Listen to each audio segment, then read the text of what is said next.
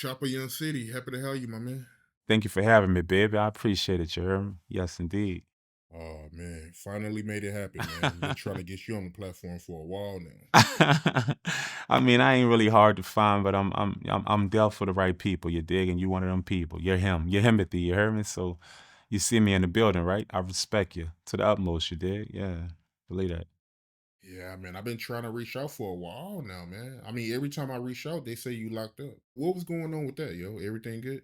All right. So I mean, so what happened was a couple years ago, they charged me with sex trafficking. And they charge you with sex trafficking. The real that's what they charged me with, but the real truth, I mean, it got dropped, of course, you know. But what really happened was I was kicking it with a female. She brung a female, flew her in.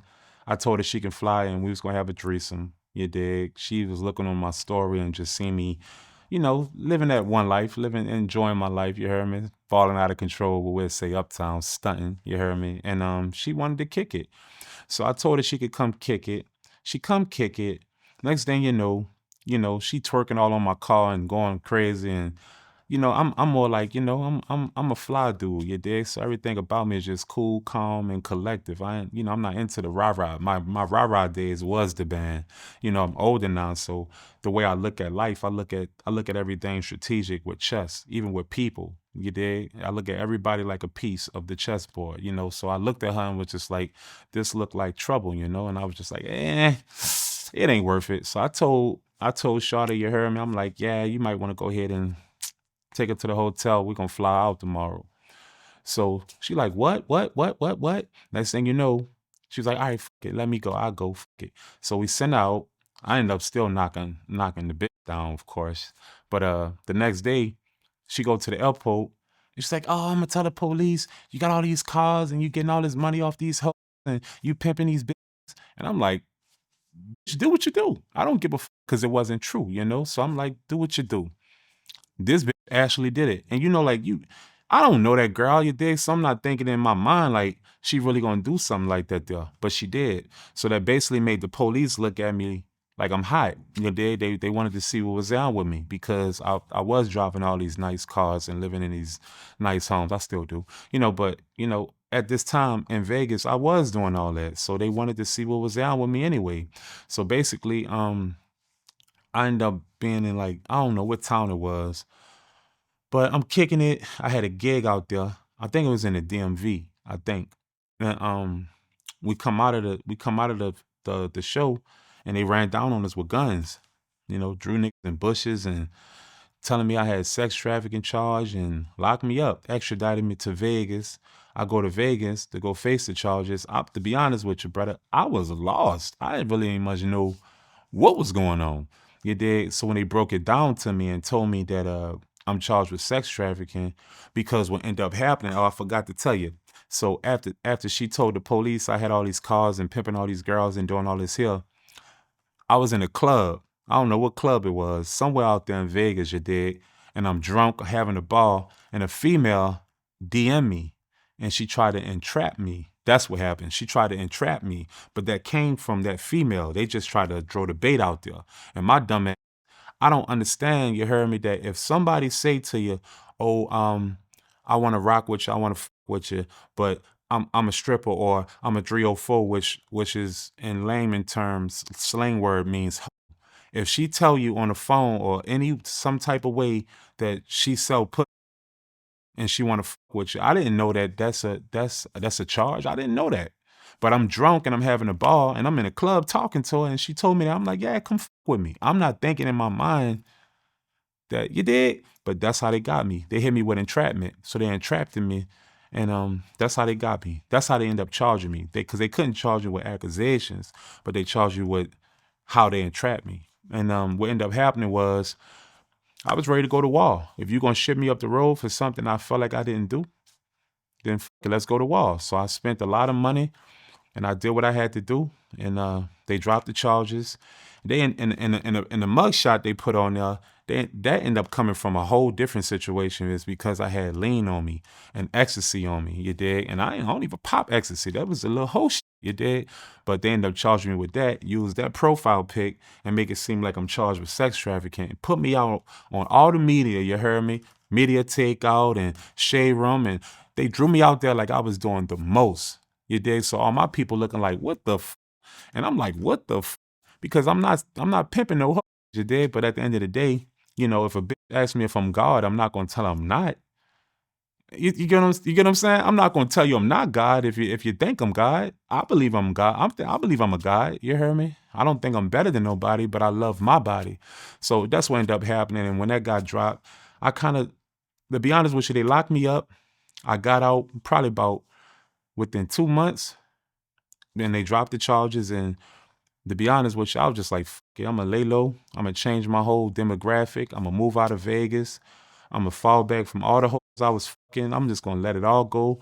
I'm gonna move back to New Orleans. I'm gonna switch it up, and I'm gonna focus on my career and build this shit back up the right way instead of just living that rock star lifestyle and just running around with my head chopped off. And I just say, fuck all that. I'm gonna do it the right way, and I'm gonna build my brand all over. So when you say it was hard to find me, it wasn't that it was hard to find me. I didn't want to be found because I was basically revamping what I needed to do personally, because a lot of things that I was doing was the rapper chopper, and I wasn't handling a lot of my personal business. You dig? Like my daughter's getting older. I wasn't able to quite see them grow as much because I'm so focused on myself, and sending money is totally different than being in their life.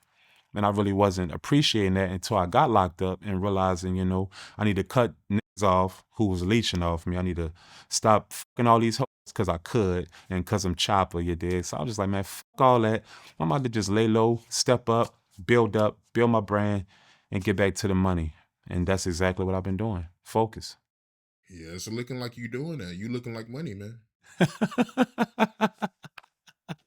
I mean, I mean, if you love yourself, you'll take care of yourself, because at the end of the day, you only got one car on this earth, so you might want to, keep that maintenance. And one thing I do, I love myself and I'm enlightened, and I'm very intelligent and I know better and I'm experienced and I'm wise. And I know at the end of the day, you take care of yourself, it shows on the outside. And that's important to me. Loving yourself is real important to me because it shows on the outside, as you can see. Yeah.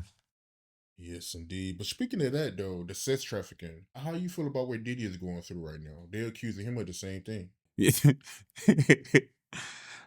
I'm gonna be all the way honest with you, and I'm gonna lay it down. Courtesy of this platform, it's the right thing to do. Well, let's get this clear. Young men out here like me, getting money, doing their thing, loving themselves, promoting their brand, living that rapper lifestyle, whatever lifestyle you're living, that's accumulating to some funds to make you feel like you having it your way. Check this out. If you fly a female from one state to you for the for the um for the predecession of having sex with her, and things don't go right, you'll get charged for sex trafficking. So I want to let you know that. You dig? I didn't know that. You heard me? I didn't know if I fly a female to me for the reason of having sex with her, that's considered sex trafficking. I did not know that. So I'm letting you guys know right now. You heard me? That's sex trafficking. Cool. Now that's out the way. So it's not human trafficking, because when people think about sex trafficking, they think like you're kidnapping kids and people, and no, that's not what it means. It just means that if you fly somebody from across state lines to have sex with them, it's sex trafficking. Cool. Now the Diddy situation, it goes like this here. I believe it's a double-edged sword. I'm gonna tell you why. It's bittersweet, bruh, because the things that Diddy has done to so many artists on his label is so diabolical. I think by being around Diddy for the time I've been around him, I think Diddy mean well. You dig? I think he mean well, but if you lived a certain lifestyle for so long, you stop treating people like human beings and you start treating people like objects. So this is what I would say. I would say he mean well. I don't think that his mission was to go out here and get accused for the things that they're chumping up on him. Mind you, it's prosecution. It's their job to chump up as many charges as they could to keep you in jail. That's their job. But I also think that it's a double-edged sword, because ever since he went droid with that Ciroc company and that De Leon and all that, it's ironic how everything crashed on him. right? Think about that, right? But we're gonna put that to the side right quick, and I'm gonna continue to talk about my opinion about it. You heard me? So I feel like this with the Cassie situation. There is no doubt about it that he beat that girl. There's no doubt about it. Okay, but I also think about it like this here. As a celebrity, anything you say or do can be used against you in a court of celebrity. So you got to know you got the scope on you. I think Diddy forgot that he had 24/7 surveillance of a scope on him. Do I think Diddy is a sex trafficker? I don't. I'm sorry, but I don't. I've been around him. I kicked it with him. Now, would I say Diddy is a little left field, a little UFO-ish, a little X-File-ish? Absolutely. But do I think that he's what they're accusing him of? No, I don't. I'm sorry. And a lot of people can feel a way about Chop, but Chop gonna keep it real. I'm from uptown New Orleans. I've seen a lot, I've done a lot, and I can only keep it real. You dig? I don't think he's a sex trafficker. I just think he done so much that the universe tend to unravel the way it should. You know, when you do right by people, it comes back right. And when you do wrong by people, you get what you deserve. I think at this moment in life, Diddy is getting the karma that he quite deserved, because when I went through that situation, I thought about everything that I was doing wrong that equivalated to what happened to me. I said, oh, okay, it's time for me to eat the karma cake. And I think that at this moment, it's time for Diddy to eat the karma cake, courtesy of the artist that he has milked. You know what I mean? The artists that he milked, the Craig Max, the biggest, the band, Danny the Kane, Shine, Black Rob, it's only a certain amount of time, Brad, towards you can take, to the universe just reverse that. And I think it's just time for him to get the humble pie, and the universe is basically taking what he has been taking for all these years. And I think that's what's going on. I think it's more of a universal situation. I don't think that Diddy is a bad person or he's out there. Now, R. Kelly, Lord knows I love R. Kelly music. King of R&B, no doubt about it. But R. Kelly had real mental issue problems. So I can understand that situation. Got it. But Diddy, I really can't, I can't logically put two and two together to make it seem like he's just this evil person. Is he a scamming, maybe left field with whatever, you know what I mean though? Left field, all that there? Absolutely. Is he a freak? Absolutely. But is it really a crime to be a freak though? So when people be josing and laughing about him having 1,000 Earl bottles and baby Earl bottles and all that, so what? That's his personal space. I'm not taking up for the man because he didn't do 100% right by me. I'm just saying right is right and wrong is wrong. And it's funny how us black society, human beings, we hate that the white man do this and do that and has done this and that to us, but yet and still when another black man is in a situation, they are shooting him down more than the white people are. And I think that that's so wrong. That's just my opinion. So did he do what he did to Cassie? Yes. But did he do a million other things that people are accusing him of? I think it's a money pit. And I think it's bigger than what it seems. I think it's more like the big dogs is smashing his twin towers. I don't really quite think it has nothing to do with what they making it. I think it's the big dogs that said, all right, enough is enough. Get him out of here. And I think that's what's going on. So Diddy's fighting a bigger juggernaut than himself. I think he bit the hand that fed him, and he's paying for it, because at the end of the day, they still showing him, regardless of what, he's still a nigga.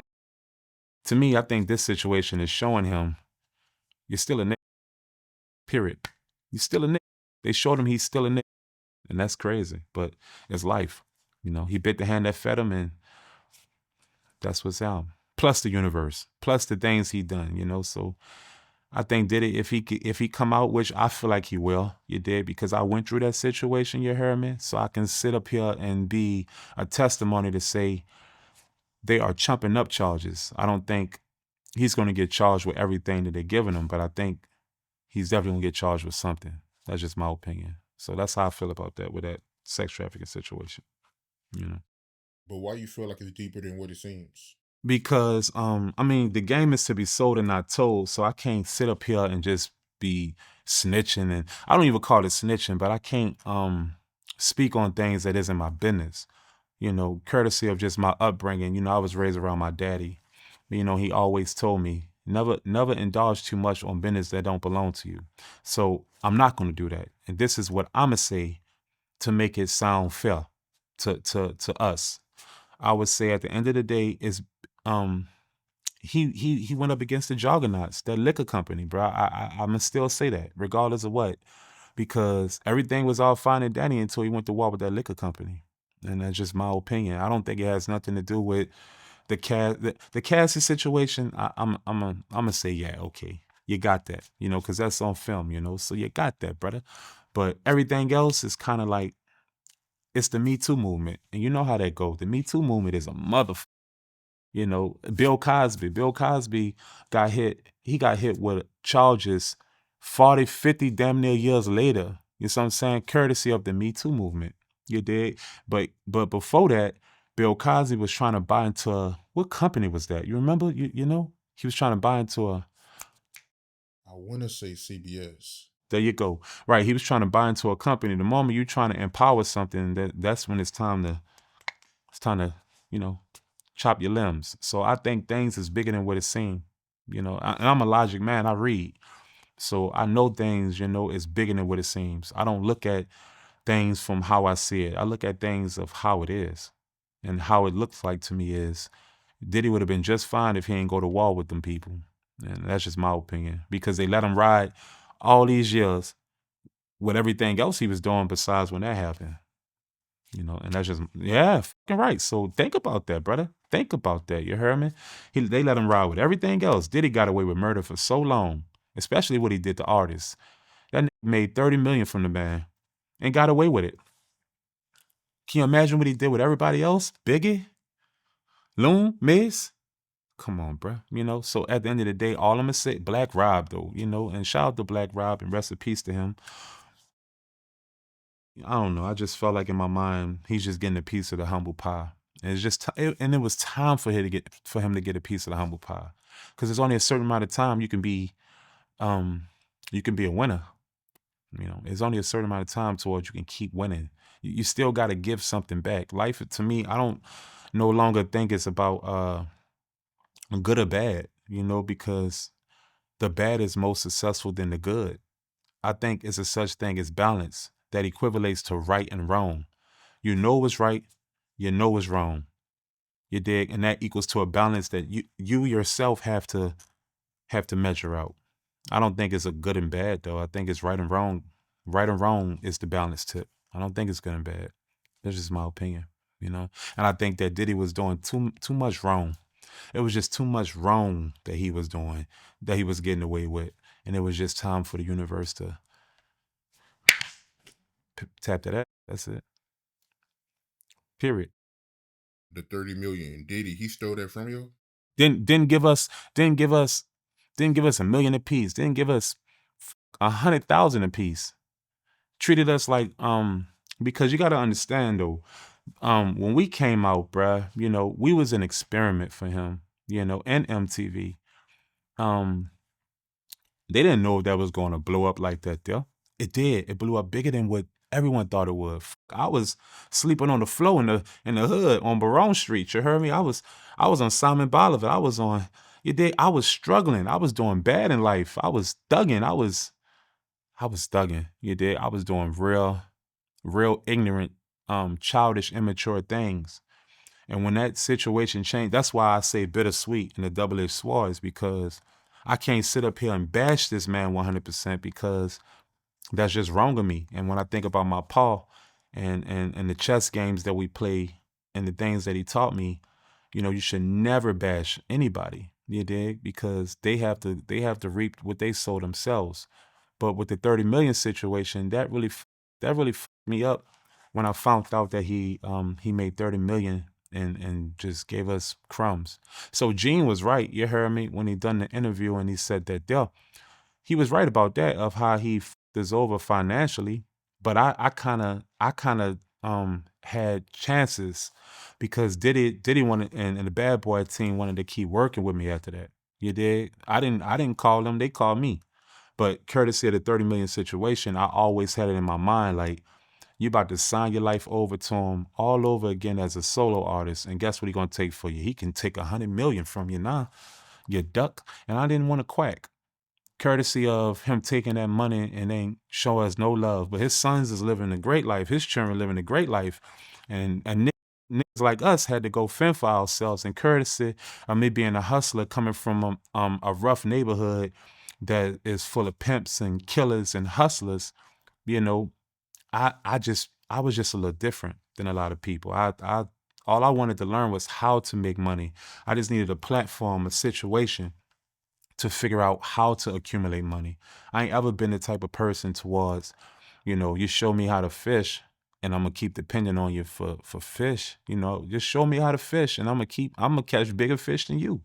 You heard me? Because it's meant to go that way. Your job in life is to teach.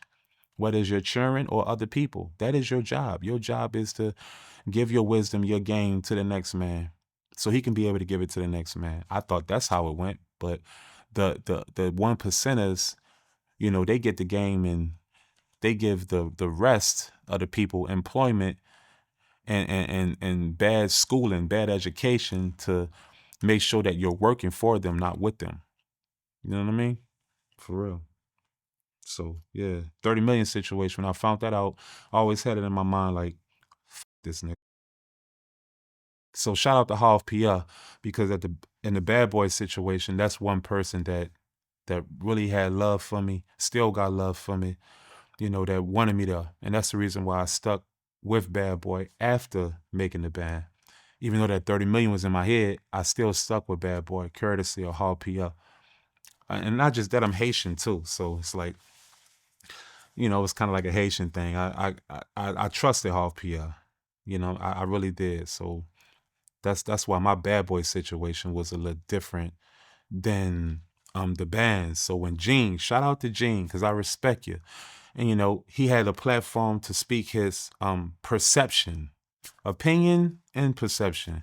But I won't say he was 100% right, because you don't know nothing about Chopper. Not Chopper City. I'm a little different, Playboy. Salute to you though. But that ain't happened to me, pimping.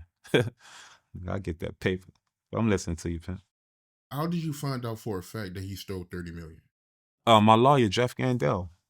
Jeff Gandel basically, he was like, wow, when the band was over, by law, regardless of what, you still have to sign W-9 forms, and you get to see all the recruitment from the companies and the Viacoms and the Bad Boy Entertainments. And when it all came up, it showed that Bad Boy Entertainment, I don't know what Viacom, which is MTV, I don't know what they accumulated. You heard me, but I know what Bad Boy accumulated. They accumulated $30 million off making the band. We were getting $250,000 a show. Facts. And they were giving us 5,000 each. You know what I'm saying? You hear me? Like, That's crazy, man. 250, accident 250,000 a show when I read that shit. We was that hot, bro. 250 a show. They gave us 5,000 each. So I'm supposed to what? Show Diddy mercy and grace? F that nigga. But at the end of the day, I'm not gonna bash him 100% and say F that nigga. It's just a bittersweet situation because I don't want to see no man back there because I was just back there and it sucked. The food is disgusting. The COs and the sheriffs and all them people, they treat celebrities like shit. They laugh at us. They go on YouTube and they go by your cell and mimic you and it's over for you now. That shit was depressing. It really was. And it'll drive a weak mind crazy. So I hope that he back there keeping a strong mind and staying prayed up to whatever religion he believe in, because them people will really like fuck you up mentally and make you feel like your life is over. Damn, they make you want to kill yourself. For real. And Gene, what was the comments he made on my platform that has you feeling that type of way? Oh, I can't. Yeah, I can't say I felt the way because I have no feelings when it comes to the music industry. I look at everything like business. But Gene, he spoke on us as the band collectively, and he said Diddy ain't have no intentions of fucking with them like that. But yet and still, Gene, you must forgot that Diddy and them called me up to do this bad boy deal. I did the video, See Lil Daddy with Wayne, and I did all that all over again. I was on tour with my own bus, and what? I was gifted Ferraris and all types of crazy shit. Like, Gene, you must don't know what's out, because Gene is speaking on his perspective of a collective instead of, you dig, doing his homework and realizing he should have said he ain't had no intentions for them. And no offense to the band, I love them, you heard me? But he should have said he ain't had no intentions for them. But Chopper, he wrote with Chopper, because that's exactly what that was. Because Chop is a different dude. You sit back and talk to me, you'll realize I'm a different type of dude. I'm about the paper. I'm about business, and I do good business, and you know I'm a supply what you demand. You know, I'm great at what I do musically, and you know, I just think Gene had it misconstrued. But I feel no way, because it wasn't personal. I just wanted to clear that up, you know, that to let him know that Chopper City is he's the rose in the concrete pimping. So you might want to go ahead and renege on that one. You did? Renege on that, player. Yeah, I do remember an episode on Making the Band where he told you, Ness, and Babs that he wanted to keep y'all. No, that ain't what happened. What happened was he kept Ness and Babs as an idea.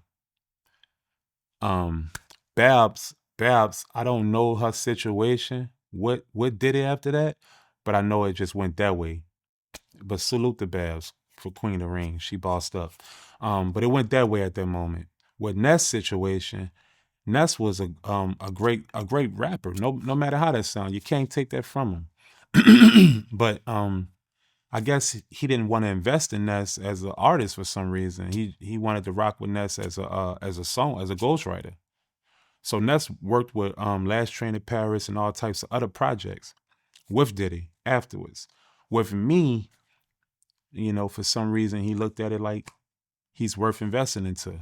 But in my mind, I still thought about that 30 million. So, you know, his way of perceiving me was a little different than how I perceived him. You dig? I stayed because of Half PR. I didn't stay because of Diddy. Because I was already drove, aka upset about, you know, the way he milked us like a cow, and then was like, oh yeah, Chop, come on, rock with us again. Like, like, you've just fucking fucked over us with 30 million. You expect for me to smile in front of your face? That ain't good business to me. So everything that happened with me and Diddy always been me feeling like at any given moment, I'm out. Cause that's how he made me feel. Any given moment, I'm getting the fuck out of here. So when Katrina happened, that was my move right there. And mind you, on making a band, I wasn't over 18. I was 15, turning 16. So I was still living the street life. You dig? That happened to me overnight. You dig? So I had warrants out on me for robberies and all types of foolishness. So when that happened to me, I knew I couldn't use my real ID. So I used somebody else's ID, and I became that person. It didn't last long because they ended up finding out, but they still let me rock on TV. But I was doing grown people shit. Because in New Orleans, I was already grown. You know, 16, 15 is 25, 30 in New Orleans. You dig? So I was already grown. So being around them, yeah, I was a little immature for sure because I didn't understand it. And so the crazy part about it, brother, to them, they grown. Fred and Ness and Babs and Daron and Sarah, they in their 20s, 25, 30.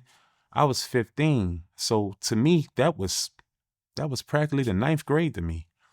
That's why I'm the way I am now, is because that was actually like literally school to me. I learned the music industry from all that shit.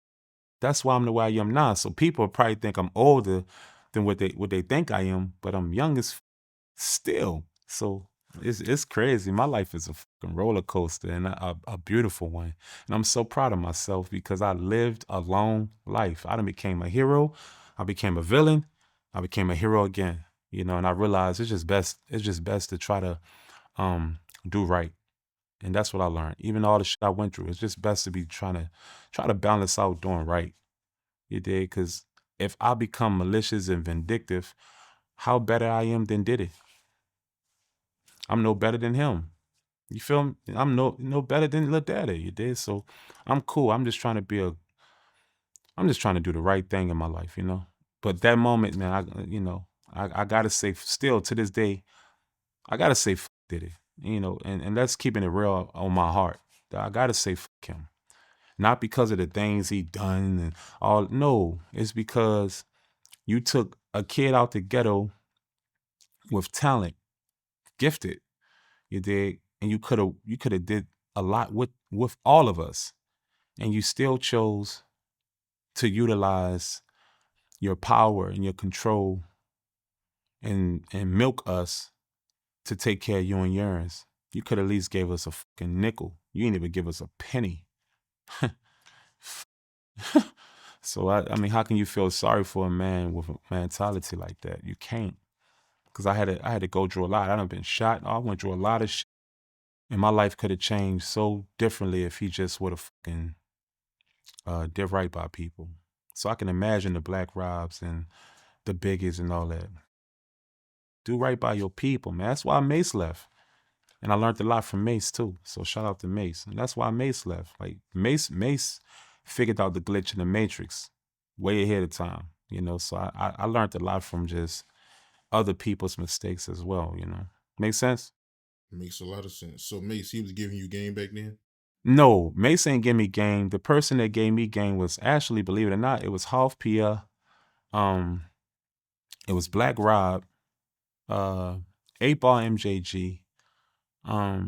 Shit, a lot of people, honestly. It was a lot of people actually. I just learned what to do and what not to do when dealing with Diddy.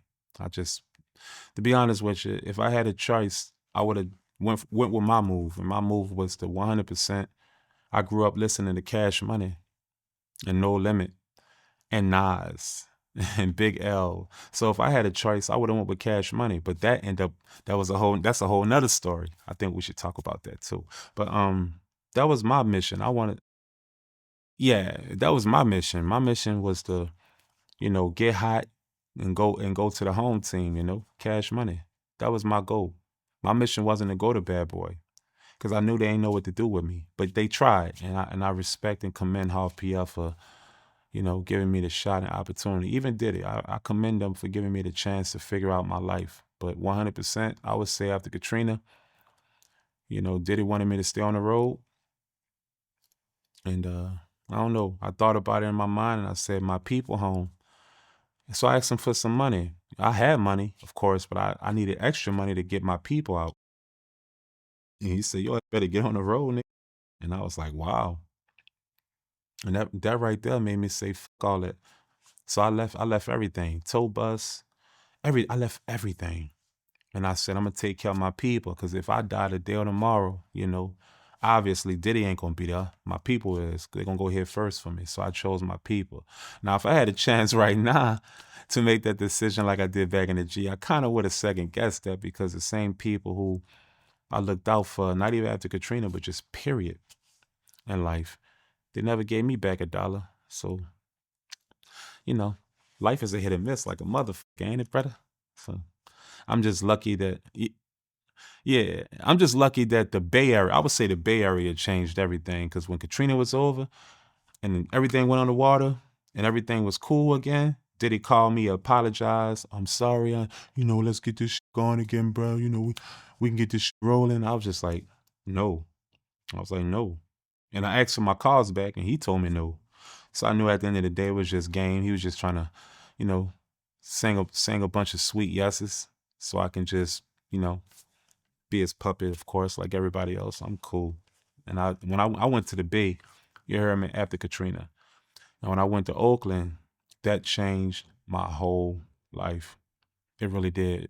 It changed my whole life because the E40s, the Mr. Fabs, rest in peace, Pretty Black, the Johnny Cashes, all the independent rappers out there, the Messy Marvs, all those rappers out there showed me a different way because I was so industry, you dig? I couldn't figure out how to make money without being a major artist. I couldn't figure it out.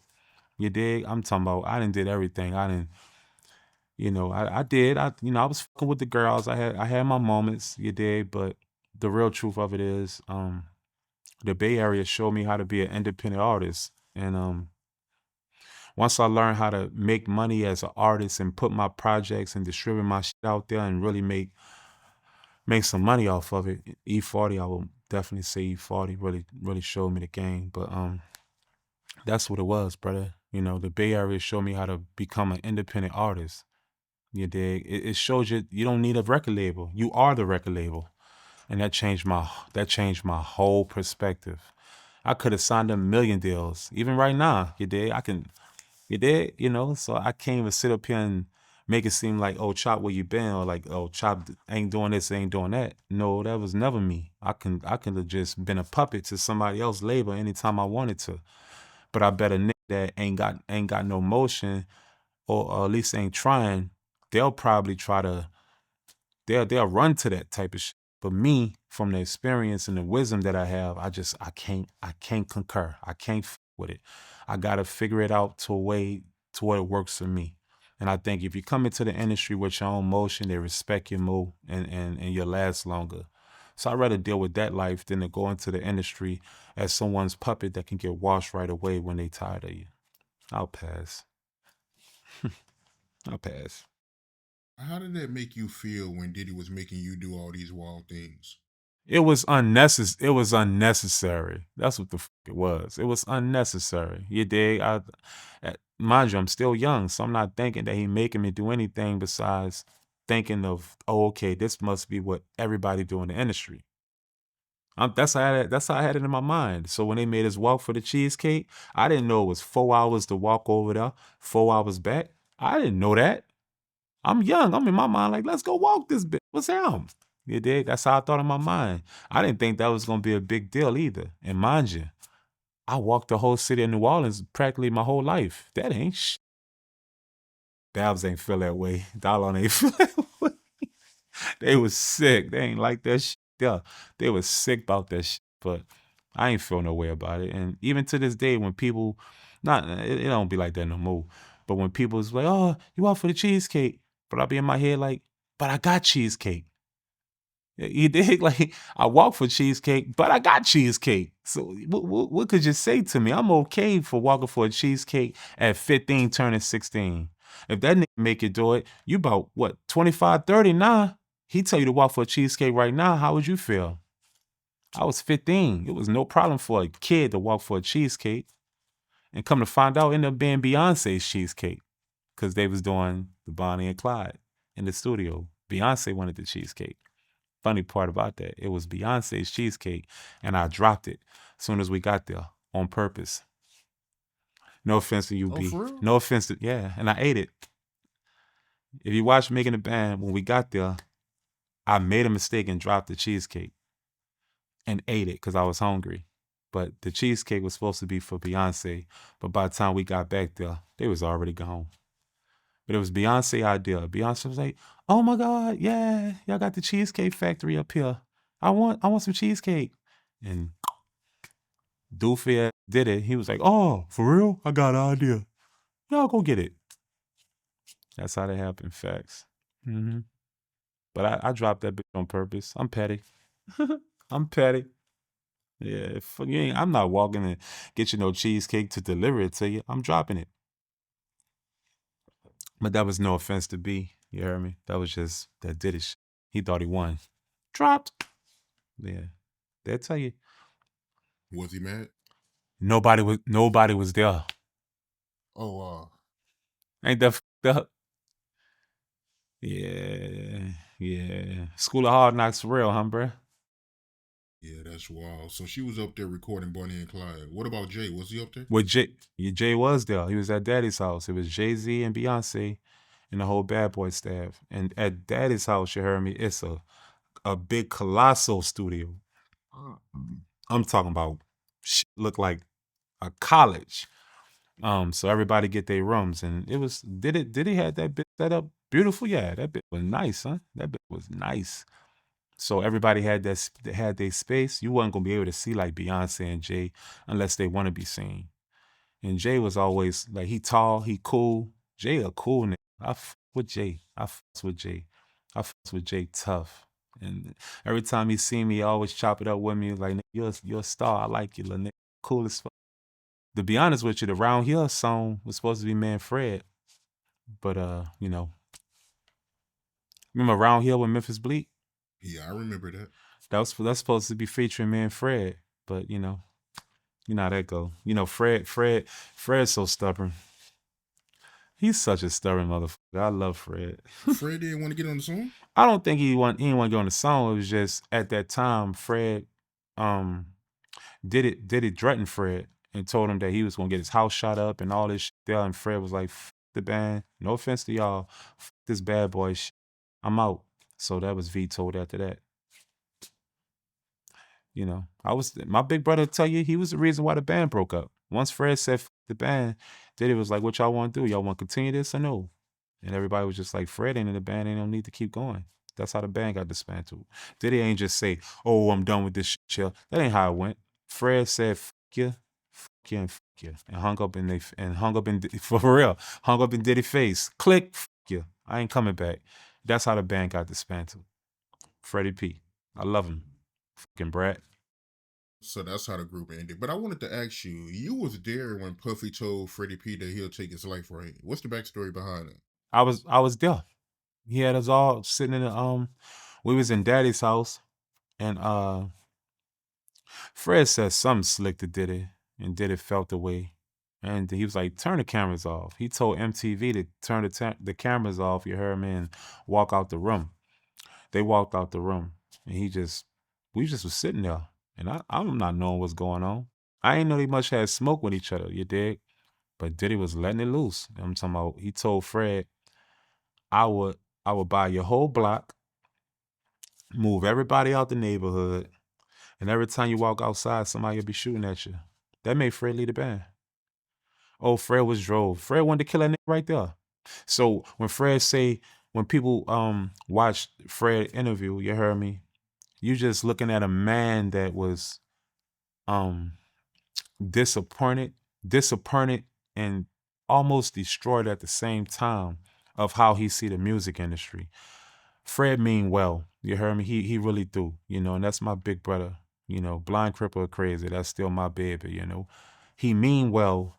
It's just what he went through with that bad boy situation made him look at the music industry really bad, totally different. Like the music industry. And super talented dude. But yeah, did he threaten his life? Told me he was gonna kill him for sure. And when he But I said mean, he that, was serious. oh yeah, he was dead serious. Oh yeah, yeah, yeah, he was serious. Diddy was dead serious. Like a lot of people sleep on dude. Dude cool, yeah, but dude ain't cool when he don't want to be cool. I guess that's just everybody though. And Fred was driving that nigga, you dig, and that nigga just couldn't take Fred no more and threatened with his life. So that lets you know a lot of other things, you dig, or what a nigga could be capable of, for sure. Had Sarah spooked in the boots. Sarah ain't know what to do. Sarah just red and pretty. She timid, you heard me? She ain't from the streets, you dig? That lady was spooked, you heard me? Me, I'm looking at it nonchalantly. I didn't care if he was serious or not. I'm trying to get some money. So I'm like, mind you, I'm just a young little hot boy, you heard me? So I'm looking at Yeah, you from everything New non. Orleans. That ain't nothing to Yeah, you. yeah. Yeah, so I'm used to it. So, it's either you're gonna bust a move or you're not where I'm from. The doing all the talking, that's just talk to me. But Fred ain't take it that way. Fred took it like it was serious, and the way it sounded to me, it sounded serious as it sounded serious as well. Sound like a nigga that would threaten you if to do you something. That would have sounded like to me, bruh. It sounded like a threat to me. So that's what it was. Yeah, that's facts. What was his reaction when Diddy was saying this? He was like, he was, if you know Fred, you heard me. He was sucking his thumb, and Fred and Diddy was threatening him every time he kept making different statements of the threat. He just kept taking his finger out his mouth and put his hand on his knee, and he looked at the Diddy, and I can look in his eyes. I've been around Fred enough. I looked in his eyes, and Fred was looking for objects. You heard me? Like, don't sleep on him though. Like he ain't no cap in his talk. You heard me? Because I remember I lived in Miami, and not to get off topic, but I lived in Miami one time. You heard me? And I just copped the Maserati. I'm talking about I'm killing these niggas. I'm fucking with this little hoe, Natalie, not that girl with the long chin. Shout out to her though. But I'm rocking with this little pretty chick named Natalie. You heard me? And I guess some dudes. some dudes that, I guess he used to fuck on her. He ain't fucking on her no more because she chose up on me. He tried to press me. He had buku niggas. So I'm ready to fight all these niggas. I don't turn down no phase. I'm ready for whatever. But I came with a bright idea. I said, you know what? I got you. I called Fred. When I called Fred, he said, where you at? Well, gotcha. Fred said, come get me. I got in my Maserati. This all facts. Got in my Maserati. I went and scooped Fred. Fred had this big ass AK-47. We pulled back up in that bitch. Fred get out the car. He ain't even had to get the chopper. I swear this happened. He ain't even had to get the chopper. They seen Fred. Was like, oh, Fred, my bad, blood. Oh, so I'm not gonna sit up here and discredit his credibility of how he say who he is, because in New Orleans, I'm respected. You dig? But I was living in Miami. Them people ain't know me. You dig? They looked at me like I'm wearing buku jewelry and this nigga talk funny. Old New Orleans ass nigga fucking on our. But Fred was about what he say. So at that moment when Diddy was threatening him, I watched Fred's eyes. He was looking around for objects. Fred wanted to find a knife or something. Fred wanted to poke that boy here. You heard me? Fred wanted to poke that nigga. Diddy. I truly believe if Fred was in the room with him, he probably would try to kill him. I feel that way. It ain't that serious, Fred. That nigga he ain't worth trying to kill. Keep it pushing, Fred. It's cool, bro. Let that nigga. You dig? That's just how I said. That nigga. What he ain't making your shit. Yeah, you could tell he not over that, man. He's not. And that's the thing. I try to tell him all the time. I try to say, Fred, man, let the past be the past. Man, fuck all that chop. I'll be like, you know what? Be great, nigga. Because you can't stop a man from feeling how he feel, So I just let him be great, you dig? And I love him to death, you dig? So I don't judge Fred because I know Fred mean well, And he kind of get overshadowed for being a real nigga, no matter how it sound. I know a real nigga when I indulge in one. Fred is a real nigga, but he get overshadowed because Fred need to understand. And this can be on record because I tell my big brother this all the time. The killers don't win, Fred. The gangs, the hard niggas don't win, baby. It's the niggas that's getting the money. The hard niggas go to jail and be laid back there, fucking depressed, trying to get their baby mamas to send them to jost them. You did to send them some commissary, and while niggas is out here getting money, fucking on baby mamas and bitches. So you might want to be the nigga fucking the bitches than the tough nigga that's willing to crash out, and that's why I'm afraid that. I just wish Fred is always in a good situation because I'm surprised he ain't crashed out by now. That's how that nigga crazy, yeah. Me, I'm a little logical, you dig? I think about shit. My dog Fred is a Looney Tune. He Looney Tune, you dig? I hope he grew out of that though, for real. Or if he didn't, I hope he grow out of that because Fred is a good person. Period. It's time to let it go. He's getting his humble pie. Did it getting his humble pie?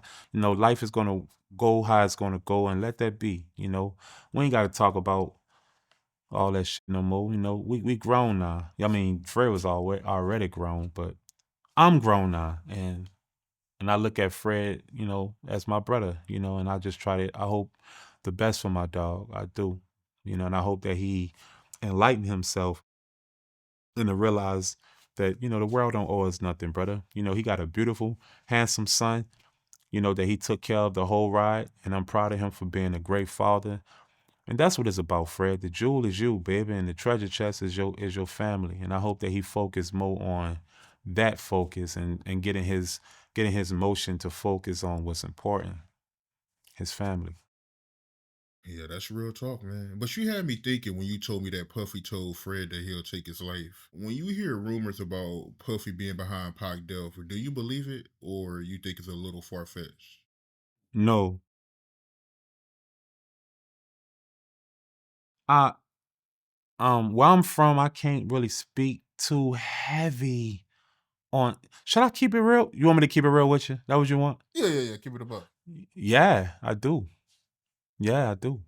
I think Round is a menace. You know what I'm saying? But I don't think it's two types of menaces though. You got the niggas that talk about it, and then you got the people that talk about it and be about it. I just, looks are deceiving, brother. You dig? So I don't know if Diddy is about what he say about. But I seen things, so I'm gonna say it's kind of like 50-50. But right now he on trial right now. So me speaking on that make him look bad. And that's what makes me feel like a duck, you hear me? But the real truth of it is, my Paul say, he say, how could you sit up here and do the interviews, Chop, and feel like I feel like you taking up for a nigga that fucked over you. And I was like, I don't feel like I'm fucking no. I don't feel like I'm taking up for him. I just feel like at the end of the day, it's player of me to not bash a man 100%. But I will say this here. Do I feel like he's capable of the things that they said he did? Not 100%, but most of that shit. Most of that shit. Yeah, fucking right. Yeah, I do feel that way. You did. Look, if you could sit up here and do what you did to all your artists, can you imagine what the world haven't seen of things you done? Come on, it ain't rocket science. Yeah, fucking right. It ain't rocket science, bruh. If you're capable of fucking these people lives up, imagine what you've been doing. So I believe that. And the crazy part about it, one time I seen Cassie in Vegas. This is all facts too. I seen that Floyd Mayweather club, and I don't know. I just came up in there randomly. I came up in there I was living in Vegas, so I seen that she was so happy to see me. She was like, "Chop," because you gotta understand, man. Cassie, she like a year or two older than me, but we come from the same era of being around each other. You dig? So I seen Cassie before Diddy was that was Diddy lady. That was actually Ryan Leslie girl, and Ryan Leslie is the one that did "I See You, Little Daddy" for me, featuring Lil Wayne and everything. We shot the video and all, but Ryan Leslie produced that for me. So I seen Cassie with Ryan Leslie. Diddy used his power structure, took Cassie from Ryan Leslie. Literally. Yeah. But anyway, I seen her in Vegas. This before years after. Oh no, years before that situation happened. Probably a couple years. Probably like 2. But I seen her in there with an old man, you did. And she was so happy to see me. She had buku bottles at the table. It was just her and the old man. And she was like, "Chopper!" And I'm like, "Oh, because it's like we went to school together practically. The Diddy camp, did it, bad boy college." She was so happy to see me, and we took shots together. And she told me, I swear, she told me, she said, "I never did nothing wrong to him." She said, I did everything right. I was just trying to pursue my career. You know that, huh, Chop?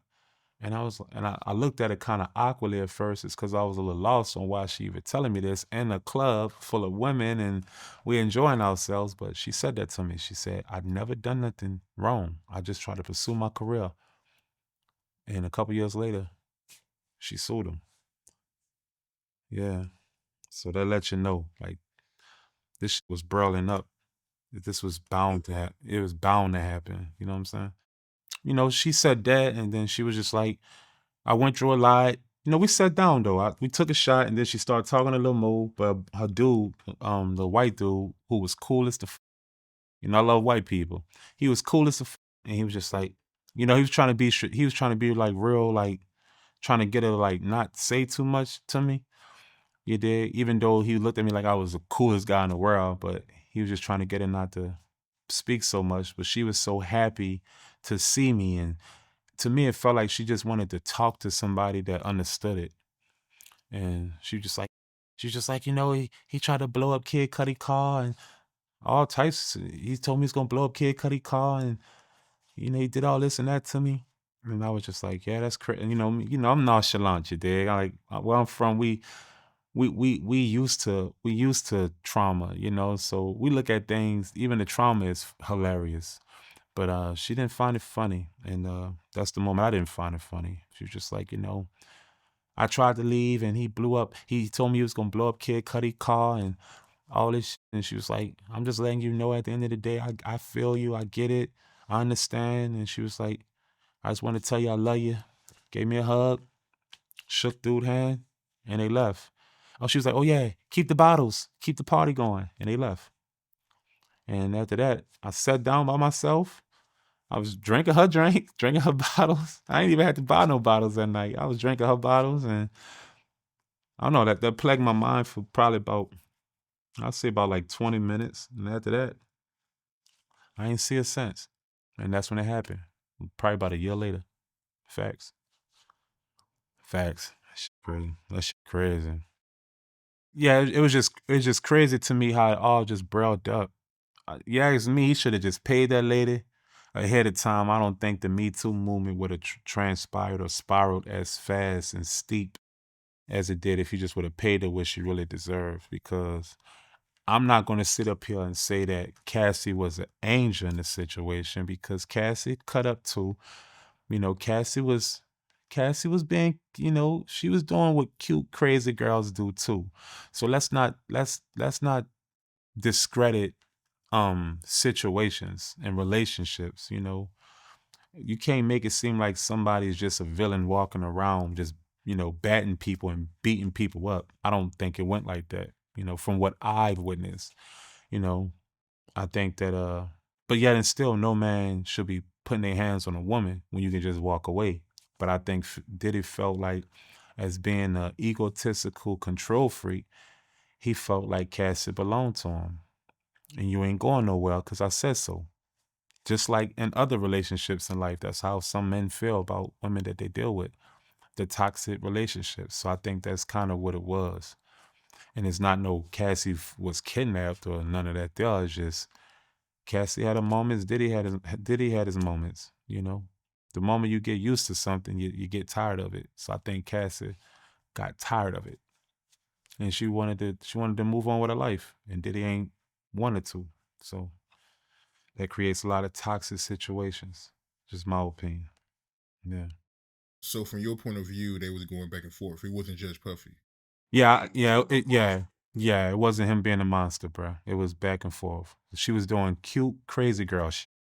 You did. You know it. You know how it go. The cute girls are the crazy ones. Yeah, she was crazy. Yeah. So that's what I've witnessed. But when she said to me, when she seen me, she was just like, I just try to pursue my career. I didn't do anything. And what she meant by that, just my perspective, I think what she meant was, I didn't make him look like anything of what I could have made him look like. I think Cassie felt like the things that he done to her, she could have been put him out there, and she chose not to. So whenever she asked for what she deserved, he treated her like he treated the band. And the difference between Cassie and the band, she went for hers. And because Cassie come from a good family, them people gonna fight for that lady. And most of us from the band, we came from adolescent situations. So those trauma things is just kind of like typical, and that's sad, and it's diabolical, and it's fucked up. But we look at things that happen to us as we should brush it under the rug. Cassie people ain't feel that way. They felt like we want to be compensated for the things that he put her through, and that's exactly what happened. That's facts. And you was there when Puffy took Cassie from Ryan Leslie. I was around. I can't say I was right there. I wasn't there at the moment of time. Oh, I'm taking your bitch, right? You heard me. I wasn't around that time, but I gradually seen Cassie with Ryan, to gradually see Ryan not around no more, and Diddy's the guy with Cassie now. Facts. So it don't take rocket scientists to see that he took his bitch. Period. He took your bitch. Period. Because after that, you heard me. Ryan stopped really kind of coming around after that situation. And I don't think Ryan felt no way. I think Ryan charged it to the game. And the rapport that I had with Ryan, he was so cool that I don't really think he killed though. I think he was just probably like, man, if she chose to go with him, then have her. That's how I think he looked at it. Courtesy of his demeanor and his characteristics. Yeah. Wow. Wow, bro. It's wild. This whole situation, it don't even feel real. It feel like a dream. It feel like a dream. And the Me Too people, everybody that's suing them now, like, damn, that's just crazy. The suing situation, I don't think that everyone is keeping the G of why they're suing Diddy. I think they're just milking him, and if Diddy bite, that's just easy money. And that's another thing about the situation. He's in a money pit. For him, and it puts his back against the wall. It makes him have no other choice but to fucking try to resolve this as much as possible. But what Diddy don't understand, it's already out there, baby. It's already out there. You might as well just go to war with them people, like I was going through. And I know I'm not on Diddy level of celebrity. I'm pretty popular though, but I'm not on Diddy level of celebrity. But them people already smashed you, bruh. You might as well just wait it out, thug it out, get it together, and go to war with them. If you ain't do it, you're gonna reign supreme at the end. Because it's their job to chump up buku charges on you, and then see what they can prove, and that's their job. So you're not in jail right now because you are found guilty or anything. You in there of accusations and trumped up charges. Yeah, he got a lot to overcome, man. And it's crazy seeing Cassie with a trainer now. And I heard that, the trainer she with Diddy, he's the one that hired him. But that lets you know women though, not all, but that lets you know the vulnerability of women. Some women are a little different because how can you go from this multi-billion? No, I'm not gonna say multi-billion. This billionaire to being vulnerable to a trainer. Well, I guess the word is vulnerability, isn't it? At the end of the day, money stop being important when you get around it enough. And that's the thing, you can only control somebody for so long with money towards they start finding a glitch in the matrix. Even when the band, we got so used to being around money and everything with money and everything laid out for us that when some, not gonna say all, but when some got the rug swept from under them, they didn't even know how to handle reality anymore. Because you gotta understand, we've been on that show close to 4 to 5 years straight. You dig? So when the rug gets swept from under you, and that's what I think. With like my brother Freddy P, who I love to death, when the rug got swept from under him, the only thing that he can think about is how he got done dirty. Because respectfully, he did. Fuck all that. Respectfully, we did. We all got done dirty. Respectfully, but some people can't let it go, and some people,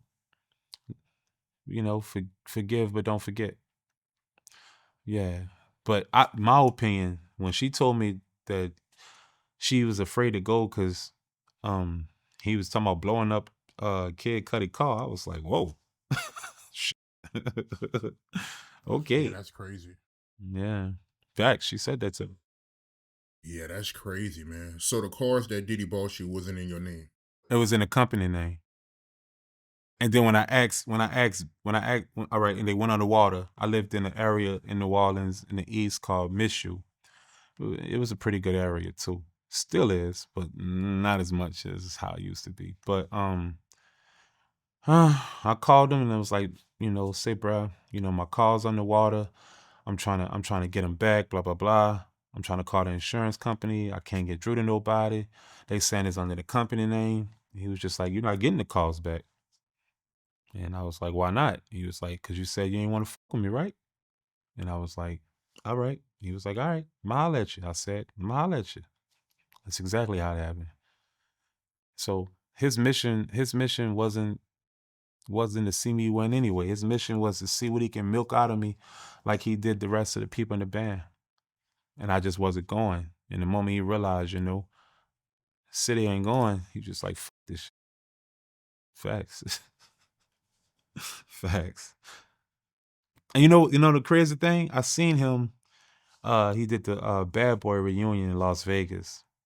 That he actually invited me. The Locks was there, Mace was there. Who else was there? Total was there. He invited me, and what he said to me, he said, this before he ended up getting that situation. He seen me. He was like, "You looking good. I'm proud of you. To keep your chin up and you're looking good. I could tell you take care of yourself well. So that's a good thing. I'm proud of you for that." He said, "But I told you it was gonna get rough, didn't I?" And one thing I want to say to him now, you're right. You told me it was gonna get rough, but it ain't no fun when the rabbit got the gun, is it? It's rough in that bitch, ain't it, son? It's rough in that bitch, ain't it, did it? I feel you. I felt that. I know how that feel. You heard me? Yeah.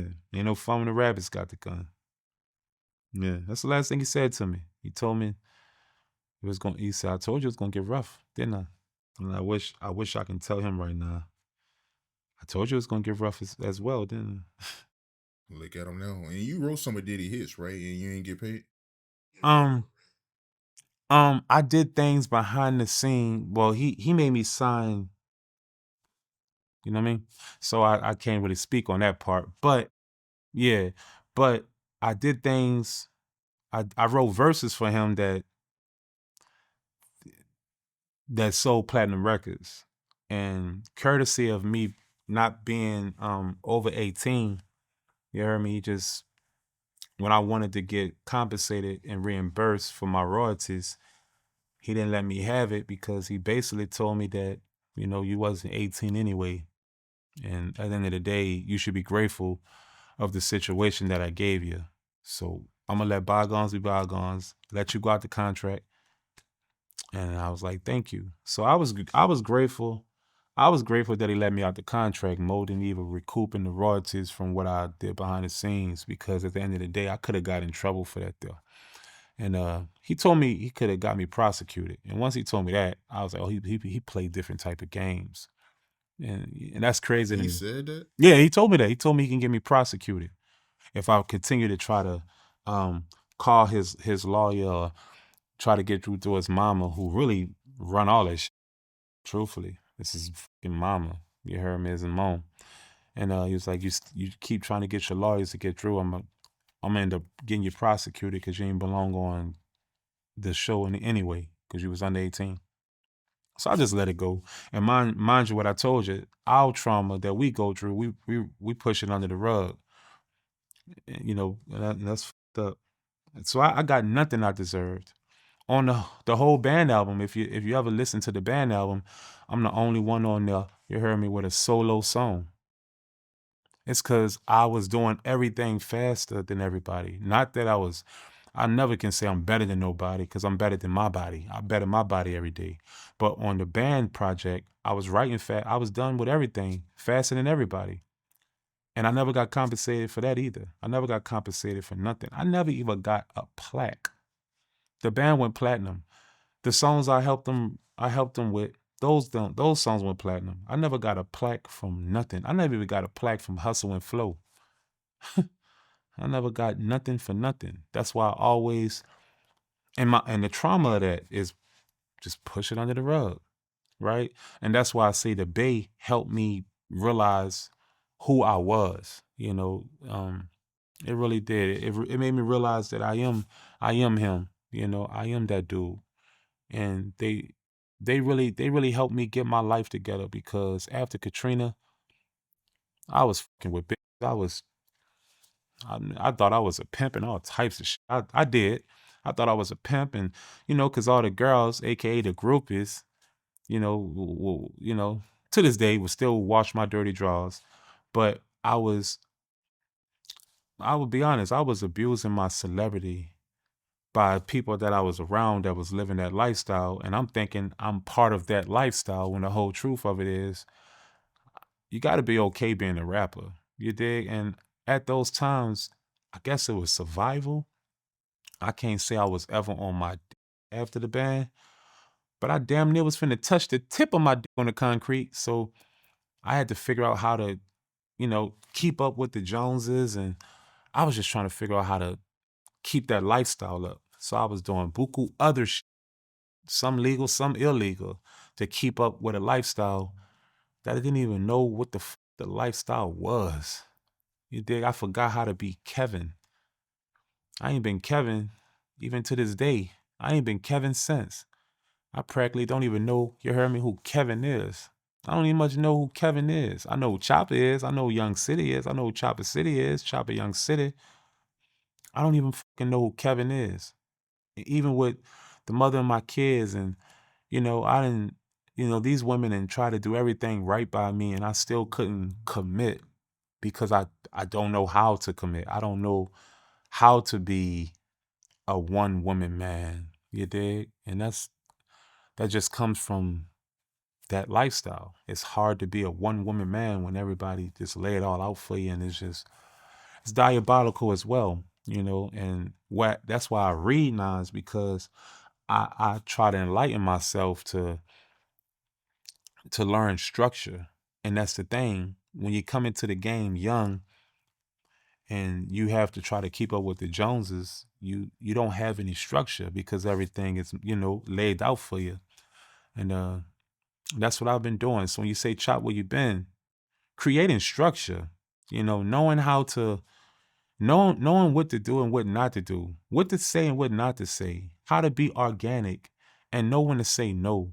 That's what I've been doing. I could have been, you know, I mean, I still do my shows and I could have been on all these platforms and doing all this and just, you know, just taking money and just running my mouth. But I wanted to watch. I wanted to watch how life was going. I wanted to lay back there and figure out a wave. I wanted to watch how the current was flowing, you know? And when I watched things going, I've realized to myself, let me go work out. Let me read books. Let me go lock in, you know, because I learned how to drop projects. I can knock a project out right now. I got buku projects on iTunes and all these things, hundreds of thousands of streams, because I got a hard, you heard me, fan code base that really rock with me. So I can drop something and sell.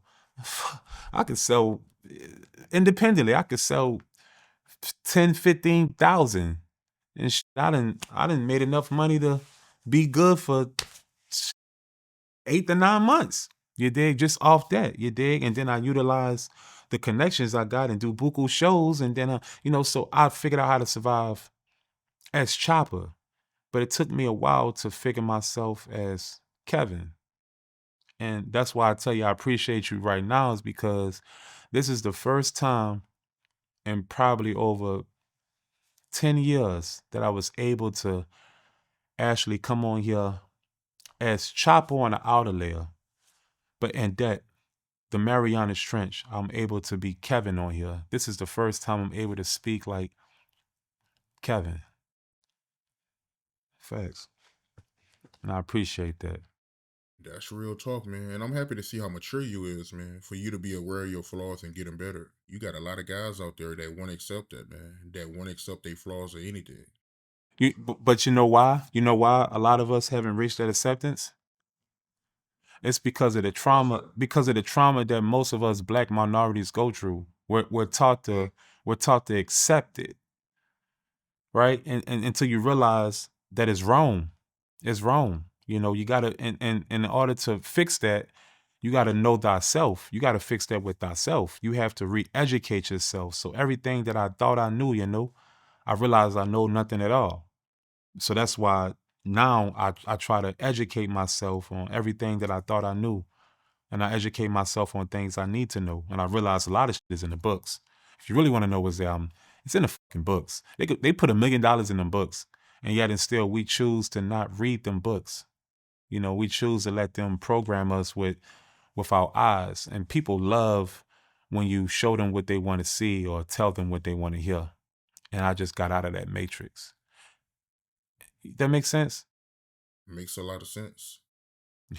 So even on here right now, you know, everything I'm saying is organic. It's 100. You know, I wouldn't even done this here if I wasn't ready for what come with this.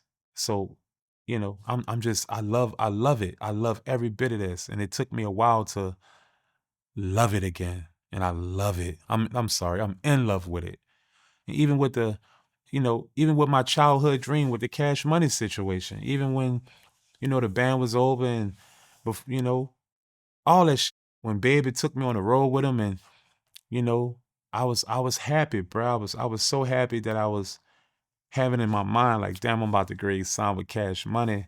I'm finna do this here, you know. And then to the point where Baby basically was just like, I'm not gonna jeopardize, you know, my son for this. You know what I mean? So I had to respect that and do what I had to do. And that's why I always been, you know, self-made with everything that I do. So when you say Chopper, where you been?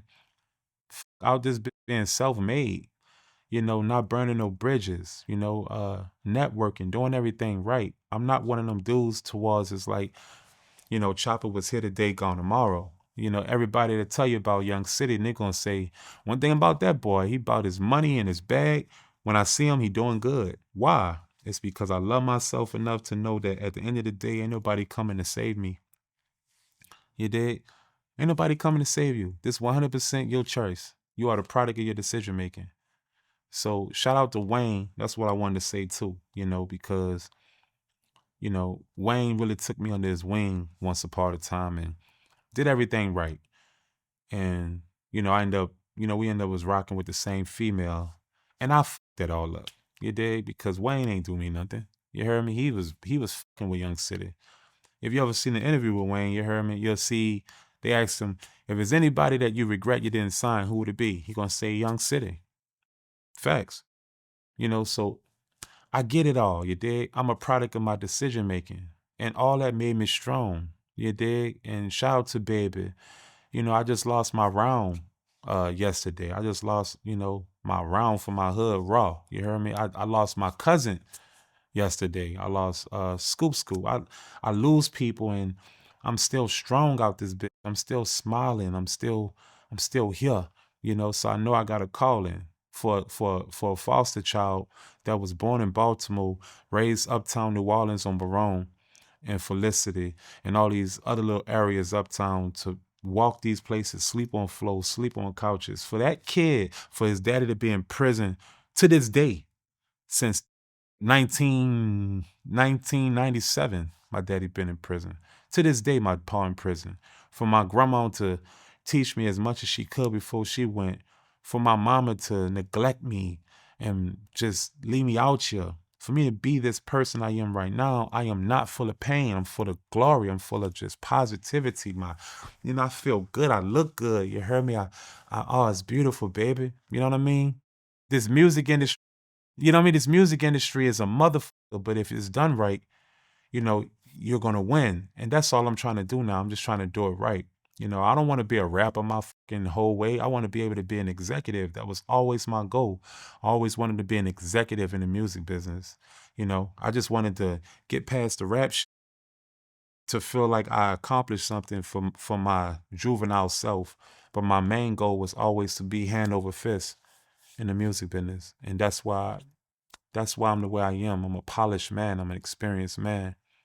But the Cassie situation, when I seen Diddy beating on that girl, it made me look at him so different. To me, honestly, everything was wishy-washy until people seen the video of Diddy beating that girl. That's just am I lying? So that's when it crashed. That's when it crashed. So what do you feel about it? Like, what do you think? To be honest with you, man, I still can't believe it. Seeing somebody, that iconic, crashing out like that on camera, kicking and stumping a female. Yeah, that's crazy, man. Everything I say, you can backtrack it and it all makes sense. Remember I told you that I know exactly who Chopper City is. I know who Young City is. I know who Chopper is. I know who City is. But I don't know who Kevin is. That's the problem. Did it? Jay-Z went the route of the right way to go. He went and got the wife, built the family, got it together. Out there in Malibu, some fucking well, doing it the right way. Period. So Jay did it right. Did it? He couldn't commit, could he? He couldn't commit to a woman. He couldn't slow the down. Why? Why? Why he couldn't commit? It's the same answer I gave you. Cause he know who Diddy is. But he don't know who Sean Combs is. Even though niggas is rocking the Sean John. He don't know who that person is. Cause that's the only way that you can't figure out your glitch in your matrix is if you don't know yourself. If you don't know who you are and if you don't love yourself. That's why you tend to do these unstructural things because you're ego tripping. You're controlling is because you can't control your mind. You can't control yourself. So you try to control other things around you. You don't look at people like human beings no more. You look at them like items that's disposable because you don't know yourself. When you don't see the value in yourself, how are you going to see it in others? That's the problem. That's when I say the humble pie. He need the humble pie. He need to realize that you don't own the world. You're just here on borrowed time, just like the rest of us. And if you don't utilize your blessing to know that you are on borrowed time, then they're going to take time from you. And that's exactly what I meant by that. Yeah, and I don't know if it's me, but he was doing a lot of weird stuff for his age and his status. Dating young Miami, I don't know, man. That was a little weird to me. Are you listening to? I just need you to. You're a very intelligent man. This whole conversation, I peep. You're a very intelligent man. Right. At the end of the day, why the question you ask, why is he if he's such this, he's such bigger than the world, why would he really what you meant? Why would he stoop down to that stature of a woman? That's what you really meant to say, because and no disrespect to her. What it really means is did he want to live forever young? That's all it is. He want to live forever young. He want to keep up with the wave instead of signing new artists and doing it the way, the gumbo that he created. Diddy had a strategy. Diddy had a what you call that? He had a what do you call that? Not a chemistry. He had a ingredients. Diddy had an ingredient, a certain ingredient of how he was able to succeed the way he did. Diddy said, "F the whole label, I'm just about to go out here and live like a young, wild, rich nigga." Diddy wanted to live like a young, rich nigga instead of looking in the mirror and realizing exactly who he is. And that comes from you not loving yourself. I'm telling you, that's what it comes from. Self-discipline. That's what it comes from. What's the difference right now between Jay-Z and Diddy? Diddy know how to focus on what he want, but he never quite focused on what he need, because he feel like he can have whatever he want and need any given time he want. And that's not self-discipline. The same thing he tried to embed in us on the band, and probably to every artist that was down with him, is the same thing. He couldn't practice what he preached. You got to practice what you preach, for real. And he is the product of not practicing what he preached. For real, no matter why you think it happened to me when they hit me with sex trafficking and was out there sex trafficking people. I don't even fucking know what that meant. You hear me? I wasn't out here, yeah, bitch, give me money, beating you up, and I wasn't doing no shit like that there. But at the end of the day, that's how the media portrayed me. Period. That's how they portrayed me. And they dropped the charges, and I even try to get that shit clear from them. They was like, if you don't get the fuck out of face, get the So I'm like, damn. When people Google me and all that there, and they see sex trafficking, that shit don't never go away. And that's just what that is. And he's like, it is what it is. A fucking police told me that. Las Vegas police told me that. He said, it is what it is. I said, but y'all didn't prosecute me. He's like, we ain't got nothing to do with that. So I realized it's a cold game. Once it's out there, it's out there. So you might as well don't try to fix it either. You might as well just clear the air and let it be what it's going to be. Because people, regardless of how it sounds, only going to believe what they want to see and hear anyway. You can't live your life trying to prove to people. I think if Diddy would have sat down, went and got married, life it would never happen to him. I believe that. I believe that. That young, wild, rich, young, wild life, that shit for the birds. And Diddy just thought he could live forever young. And they made him sit his old ass down. Real talk. And what was the issue between you and Lil Wayne? I heard that it was over a cheerleader for the Miami Heat. Yeah, so basically, man, say bro, I look up to Cash Money. I always have, I always look up to No Limit Cash Money, but specifically Cash Money, because Baby is from around the neighborhood. He from around the way, Saratoga and Erado, not too far from where I'm from, around Martin Luther King.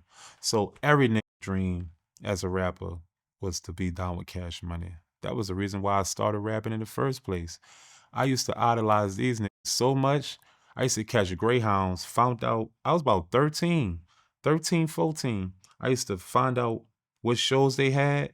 I'd get on the greyhound, go to their shows, and try to carry crates for them and everything. I've been doing this here for a long time, bruh. So when it finally happened to me and they finally paid me attention, it came from Bad Boy. So that's why I'm always say kudos for Bad Boy for drawing the alley hoop, for getting the world to see me, to know that I have some type of special in me, even though I'm that nigga.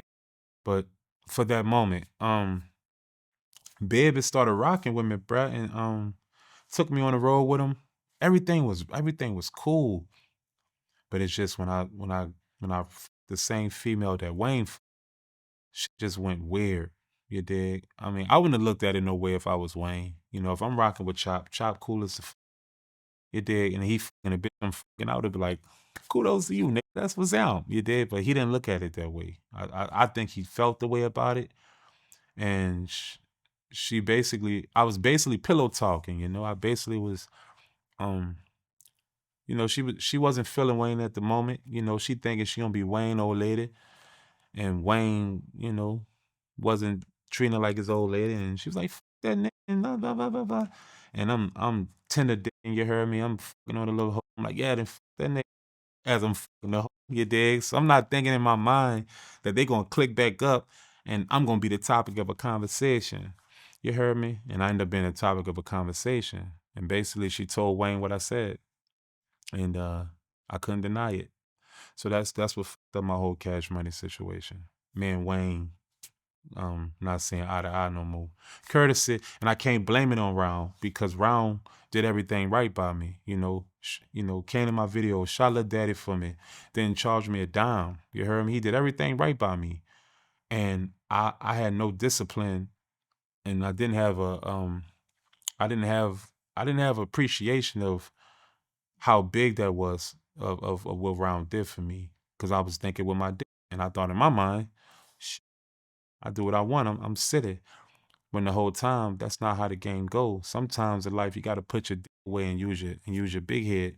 And I didn't do that time, and that kind of fucked up my deal with the Cash Money situation. Over a bit though, I wouldn't have felt no way though, son. I would have just like, man, fuck that bitch. Let's get this money. But everybody don't feel that way, and I learned another lesson. You can't expect people to feel the way or handle or go about things the way you would, and that's just all it is. So that's what happened with the Cash Money. Yeah, that's what happened with the Cash Money. Yeah, that would have been a dope move. You being a part of Cash Money. It would have been fire. That shit would have been fire. And say, bro, to be honest with you, Wayne is, in my eyes, the best rapper.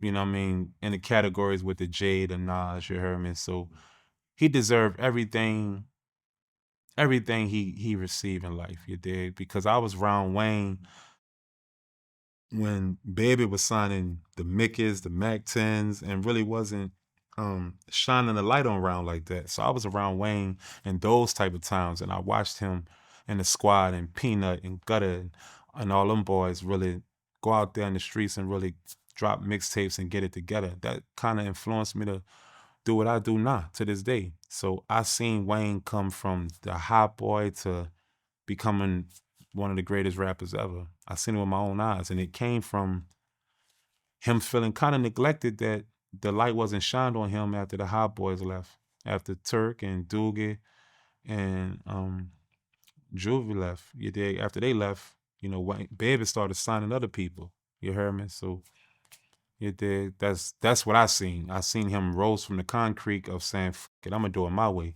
I ain't finna be on the hot boy talk shit. I'm finna rap like how I really feel." Because deep down, Wayne, yeah, because Wayne is really influenced by the East Coast and Philly and Jay-Z. So I'm saying, so that he started rapping like that there, and it worked for them. So that I'm always give him his flowers, regardless of what. And even to this day, I see Wayne as always the utmost respect and love. But the woulda coulda been, yeah, yeah, it would have been fire. But yeah, shout out to Weezy though. Wayne really took me under his wing once upon a time and did everything right. And I end up, we end up was rocking with the same female, and I fucked that all up. You dig? Because Wayne ain't do me nothing. You heard me? He was fucking with Young City. If you ever seen an interview with Wayne, you heard me? You'll see they asked him, if there's anybody that you regret you didn't sign, who would it be? He gonna say Young City. Yeah, that would have been dope to see, man, seeing you on Cash Money. But I was looking at one of your interviews and you brought up how Diddy, he hated when y'all brung up Pac around him. Yes, yes, he hated every bit of it. I remember one time, he was like, who did you grow up listening to? I'm like, Tupac. I ain't mentioned Biggie. That nigga ain't even talk to me for like 4 days after that. Everything with Pot, like you couldn't say Pot was anything better than Biggie. You can't put them in the same realm or nothing. It was all about Biggie. Nigga, I ain't know no fucking it was all a dream whole song. I knew a couple words, a couple the first verse maybe, but he made us recite the whole fucking thing. I guess I don't know. He made us recite that whole fucking thing.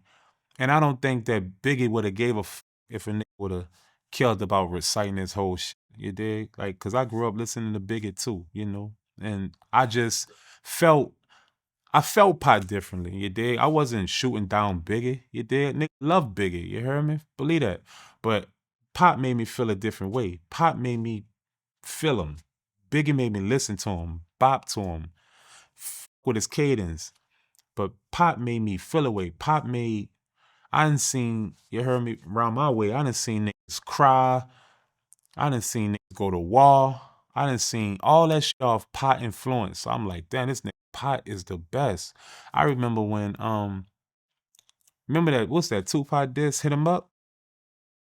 What? I remember what niggas used to be around the way just drinking liquor, smoking, and just playing Hit 'Em Up, ready for fucking smoke, son. And when I listen to Biggie make you want to be a player. Biggie make you want to go fuck a bitch. Biggie make you want to, so that was the difference. Pop, I don't know, he related to niggas in the streets a little different than Biggie did. That's just my opinion. That's just a perception of me. I could be wrong, but when you listen to Tupac, bro, he touch you differently.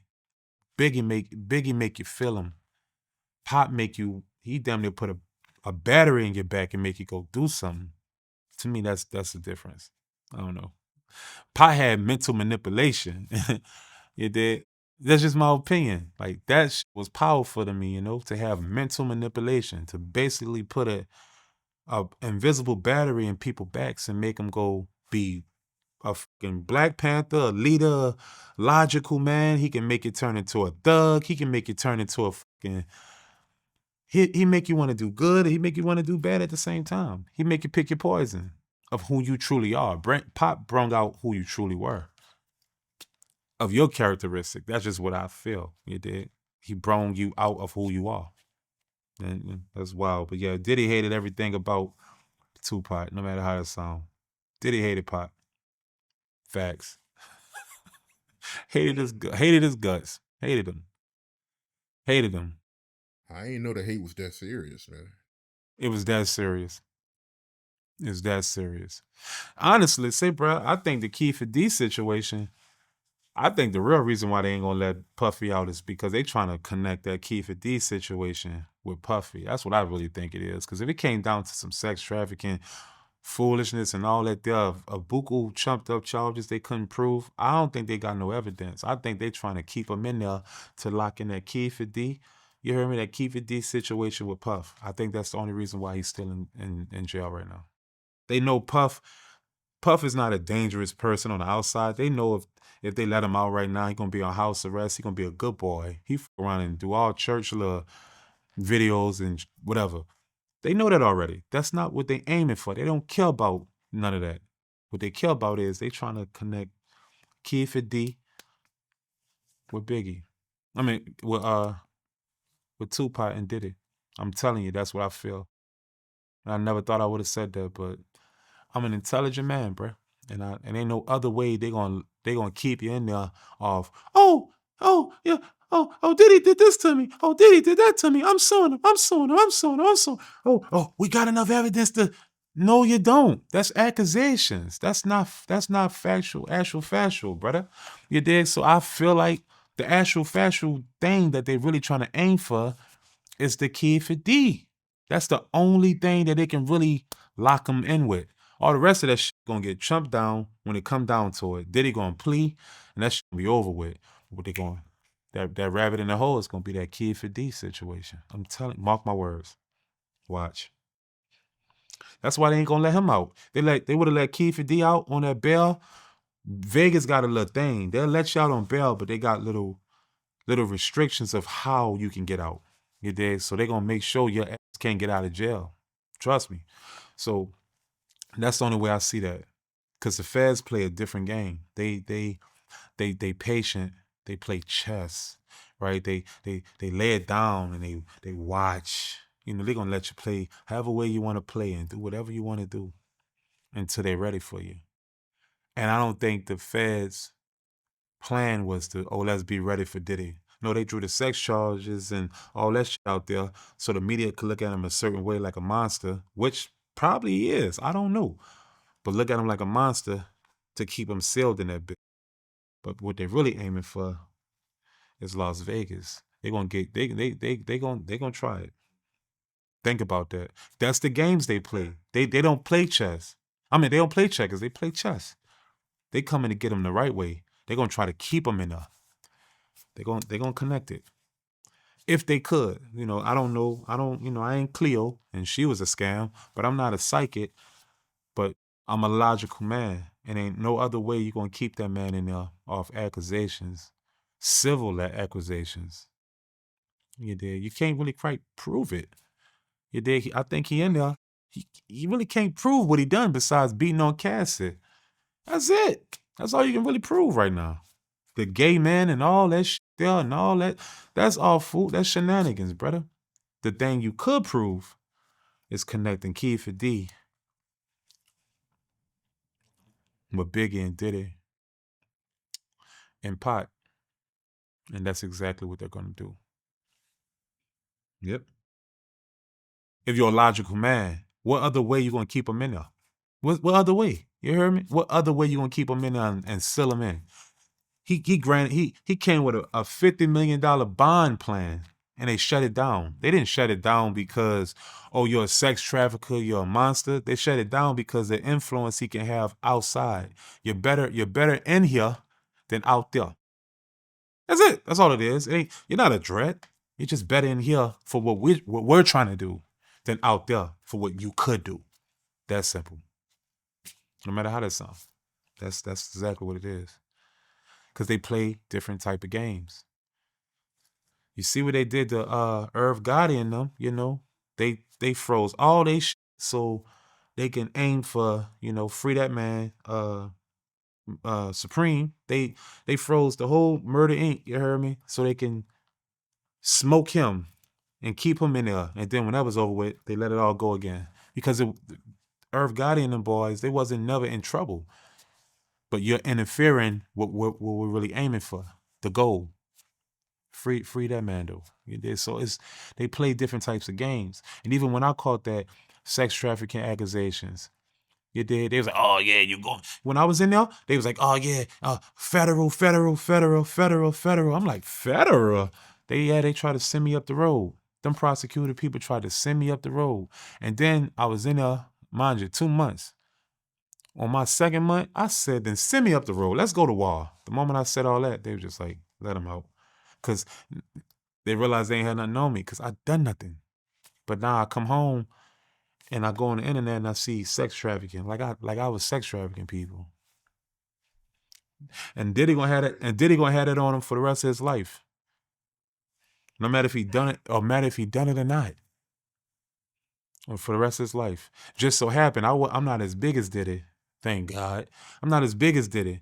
So I can, you know, my shit dropped. I ain't ever get prosecuted for none of that type of shit there, you know? So all I gotta do is what I'm supposed to do. Stay disciplined, get it together, drop shit, cut up, and you're only a hit away from everything, just motherfuckers not remembering nothing anyway. You're only a hit away. And the crazy part about music, bruh, is you're only a hit away from everything getting swept under the rug. That's all. That nigga Kelly did that foolishness, pissed on them little girls, and did all that foolishness, you heard me? He made some hits, motherfuckers forgot about it until he kept doing all that crazy shit. And that's why Kelly is where he was at, because it happened for him. It didn't happen to him. He in there because maybe that's is where he's meant to be. He could have came home from from the first time and was like, you know what? I'm not fucking with none of that no more. But he continued to do it. And he wasn't doing what they said he was doing. I told you the feds play a different game. They kept that shit bundled. They just wanted him to keep playing them little games so they can bring that back. R. Kelly went to prison from throwback shit. He didn't even go to prison from no real shit. That was just how to keep him in there. But the real truth is the pissing the little girls and the Aaliyah rest in peace situation. That's how they really got him. So that just lets you know that it's different. R. Kelly and Diddy are not the same. It's not the same situation. So obviously it gotta be something else of what they're aiming for. It can't be that. Cause we all know, man, it's too wishy-washy, you know? It's something else. It's something else, brother. But yeah, that's all I had to say about that. I do I think did it guilty? Maybe. Do I think he did everything they saying he did? No. But at the end of the day, do he need to sit down and have a piece of the humble pie and go through this to change his life and get some discipline? Yes. Just like every last one of us should get. We should get what's for us. Period. That's real talk. And I remember that episode, how he had y'all out in the cold rapping big lyrics. Yeah, that was crazy, man. Hated every bit of it. Hated it. I hated it. Oh, I wanted to go home, dog. That was the only.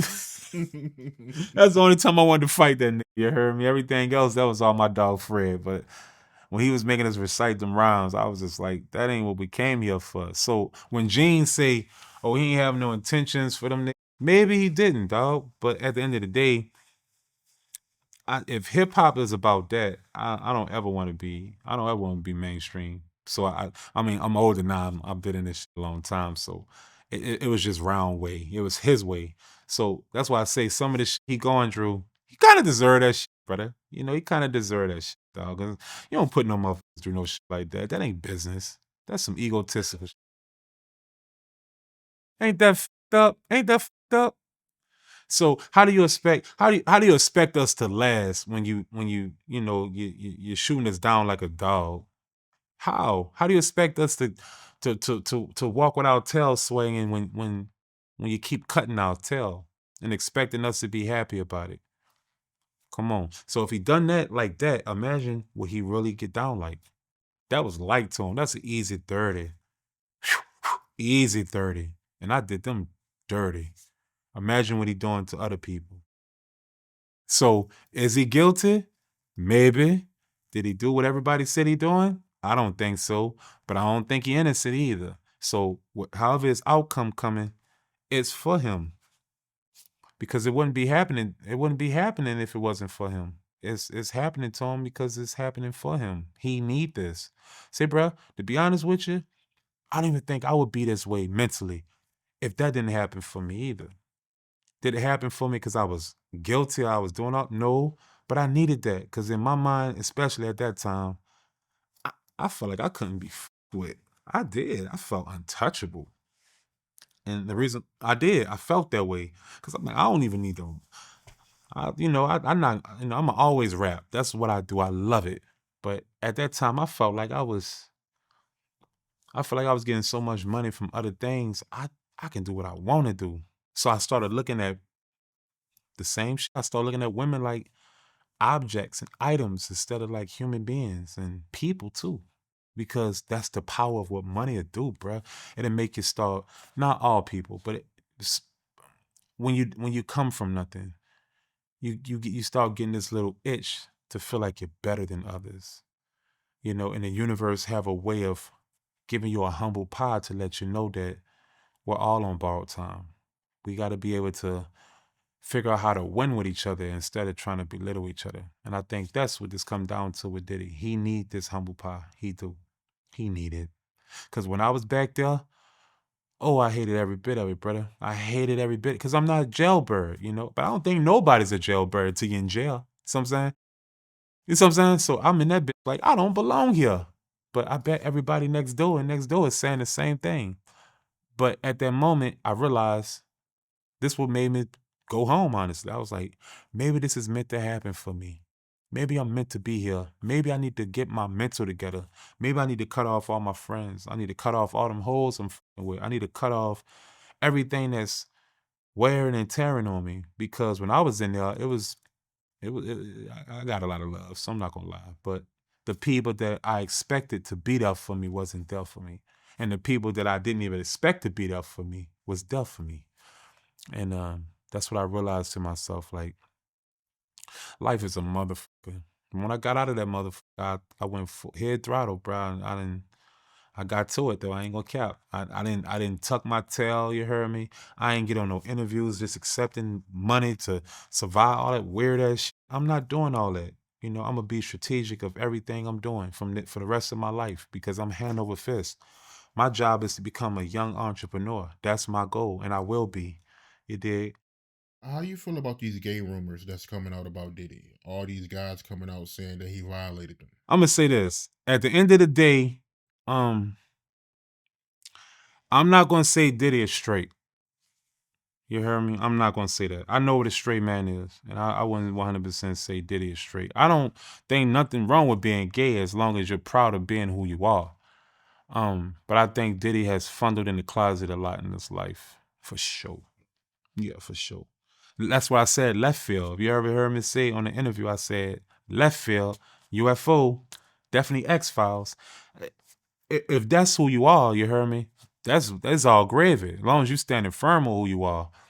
But I do believe that the homie then funneled a lot in his life for sure. Even from what I've seen. Yeah, I mean, walking to the studio and I'm just gonna say at the end of the day, bruh, there is no crime of being a freak, but you know, if you gay, it's okay. Let it be known. Like you did. Maybe they wouldn't look at you so crazy because the accusations that they giving you, Diddy, with the dudes that's suing you from all that type of shit. It is only a certain amount of time towards people from different walks of life can keep saying the same thing and it don't be true. You heard me? It got to be some truth to that. You did. So all I'm gonna say is at the end of the day, you know, do I think Diddy gay? I don't know what that means. Do I think Diddy is a bisexual? Yes. Yes, I do. And that right there is coming from just my experience, you know, to know what a straight man is and to know a man that like to play a lot in life, that like to funnel a lot in life. You dig? He lived too long to not want to do that. And I don't even think he will be gay off being sexually attracted to men, you know. I think it'd be him experimenting so long that he'll get tired of the bad bitches. So when I hear the stories of you heard me of the situations, it just kind of makes me say, yeah, sound about right. Because it does sound about right. You can't sit up here and not it not plague your mind to say, I think Diddy used to funnel with boys too. Do you think Diddy used to funnel with boys? You asking me, do you think so? I mean, from what I'm hearing, it sounds like he had his share of men before. I don't know. I mean, hey, That's all I'm saying. That's all I'm saying.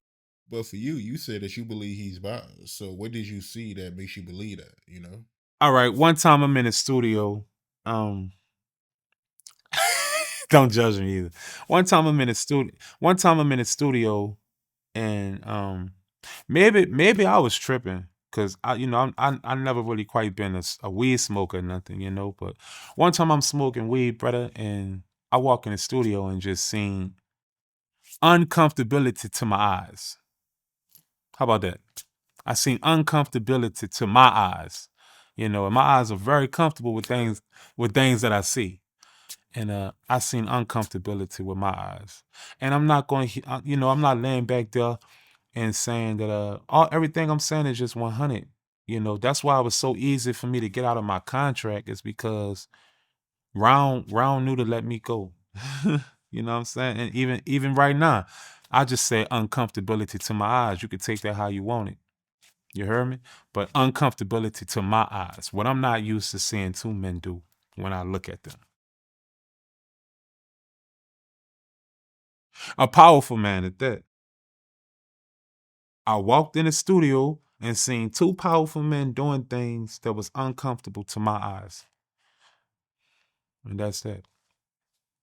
So you can take that how you want it. There you have it. My daddy told me to say that. My daddy said, make sure you let it be known that my pa free my daddy. He said, you make sure you let it be known if you seen something uncomfortable with your eyes, you dig? That man left you down bad. You got shot. I got fucking shot. I went through a lot. I couldn't even feed my family. Yeah, fucking right, that nigga gay. Uncomfortable with my eyes. Fucking right. Yes, he's gay. Okay, but I don't think someone being gay is bad. And that's the thing. I don't think someone being gay is like a curse. If that's their preference, then say, bro, that's their preference. Now, you ask me, did it do anything left field? And that's why I gave the answer. Yes, I seen things when I walked in the studio that was uncomfortable to my eyes with another powerful person in the music business. And that's just that. What was your reaction and what was his reaction when you caught him? I walked, I opened the door, I seen what I seen, and I hurried up and slammed the door. And I hurried up and slammed the door. And ever since then, Ron was treating me nice. That's how I was. Fuck, I couldn't get the Lil Daddy video. I couldn't get the Lil Daddy video shot for nothing. You heard me? I'm talking about for nothing. But after that happened, I went back home to New Orleans and we was shooting Lil Daddy. As a matter of fact, we shot Lil Daddy, my solo Lil Daddy, and we shot the remix with Wayne and Jody Breeze the same day. How you love that? Uh-huh. Uh-huh. Yeah.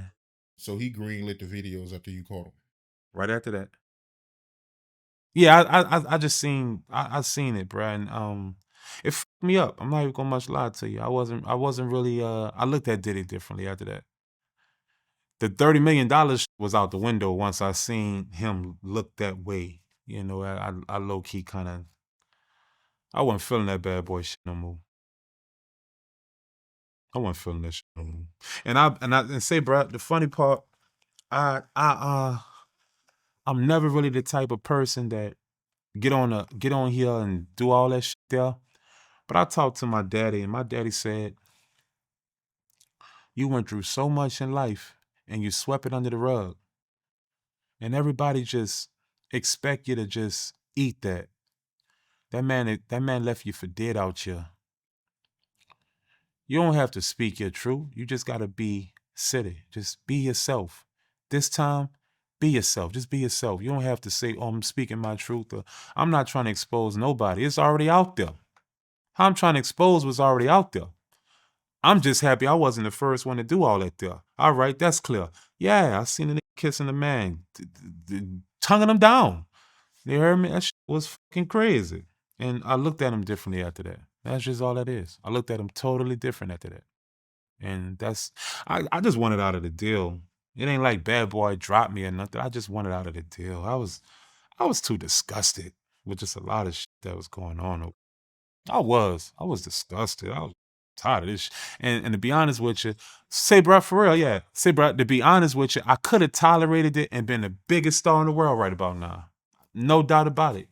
But at the end of the day, my dignity, bro, my honor, and just, I always think about where I'm from. All Baron and Martin Luther King hit him hard. And I think about those people because those are the people that I really looked up to before it was rap. So I look at how would they see me if they was to know the things that I saw that I tolerated. I wouldn't have been able to, I wouldn't be able to fathom that. And I couldn't look at it like, damn, I can't just tolerate a nigga doing all that in front of me and being okay with that. I mean, I don't, and Suge, I used to roll with Suge from 2006 to 2008. I lived with Suge. And Suge, regardless of how people talk down on him and all this here, whatever guy he was, I get it. You dig? No one's perfect. But I put it on my life. Every time I went to mansion parties with Suge, and Suge got me a Ferrari too. Back then he got me a Ferrari too, no doubt.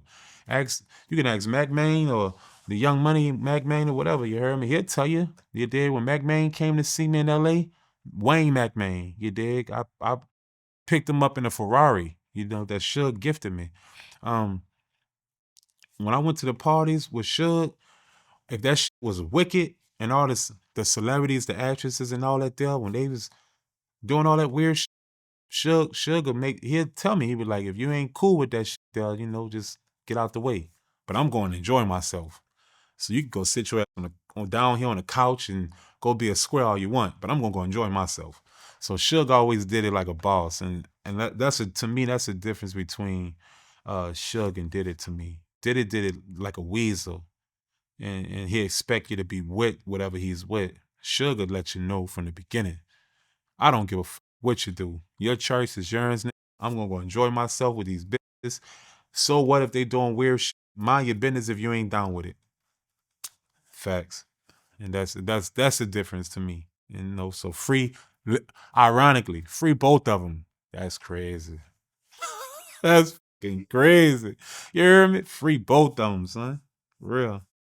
Yeah, that's crazy when you look at it, man. And they both locked up. Was Gene around Bad Boy when you was around? Yeah, yeah. Gene was cool. Gene from St. Louis though. He give off a New York. He give off a New York vibe, but Gene from St. Louis. Gene was cool though. Um, I don't know the Gene. Nah, I respect him. You dig? I don't know what it is, and I don't know why he feel the way he feel about the Bad Boy Did It situation. But the Gene that he be on his. I'm talking about helmet. Hut hut hut. But yeah, but at the end of the day, the Gene that I seen around was cool, humble. Yet he ain't take no shit. Like that's one thing I see. Nah, you heard me. That ain't never changed. Gene ain't take no shit though. He wasn't gonna let you just. You heard me talk to him no way. Fuck over him. Bitch him in no fucking way. He ain't no. You know, Gene was 100% Gene. It's just I don't understand why Gene spoke on the band and said round how he felt when he didn't even know my situation. Besides that, yeah, Gene was solid. I ain't gonna. I can't do Gene like that. Say, Gene, you see how it works, son? You see how you supposed to handle that there? This how you handle that, Gene.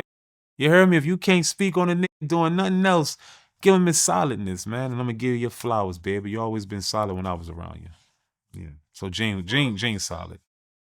Right, right. So Gene, he was a cool dude. Want to ask you about Daron, right? Because you made it clear that Freddie P, he was the reason why the group ended. But when you look at the show, they always made it seem like Daron, he was the reason why the group ended. I think Daron did everything right. Daron knew the glitch in the matrix before we all knew it. Daron realized to himself, this some bullshit. These niggas plan on our top. You heard me? I'ma hurt one of these niggas. I'm just gonna get out the way. I think Daron won. That's what I think. Daron won. Now the thing with Daron that made him such a meme towards, I feel like Dave Chappelle owe him a check, is because when Dave Chappelle did the Daron situation, I feel like Dave Chappelle should have gave that boy a check because that Daron skit that Dave Chappelle did actually helped blow Dave Chappelle up. 100%, no matter how that sounds. And I was the reason, Chopper, they'll tell you, why we even did the Chappelle show. Is because I think it's the first season of Making the Band, it came out, and the Dave Chappelle show came out. Like, I like comedy, me, you dig? I can lay back and watch comedy all day and night. Corey Mahokam and all them people. I can watch them all night. I seen the Dave Chappelle show come out, and when we came back for season 2, I was just telling them like, y'all gotta watch this Dave Chappelle shit. And everybody looked at me weird. But the publicist, who was actually Keith Murray, either baby mama or wife or something, she was actually our publicist. And she was like, he is funny, isn't he? I was like, yeah, you should get it. You should try to contact him. And next thing you know, she contacted him and he came to the house. And that's how we ended up doing the Dave Chappelle skit. Thanks, Chop. Motherfuckers. So that's what it was then. That's the reason why Daron wasn't showing up to the meetings and all that. Yes. Yes, that's exactly why. Daron didn't show up because he felt like he can do better by himself. He already had the fame and the popularity. So why not? You dig? And to me, honestly, I should have done the same shit. My old young, dumb duck ass. I guess that's why when they say 18 and over, you should probably be 18 and over, because my young dumb ass ain't know no better. I was fucking all the groupies, getting all this money and not even knowing the money that I'm thinking I'm getting is pennies on a dollar. Ain't that a bit? I love life. But you couldn't tell. That's why the industry loves signing young, dumb niggas.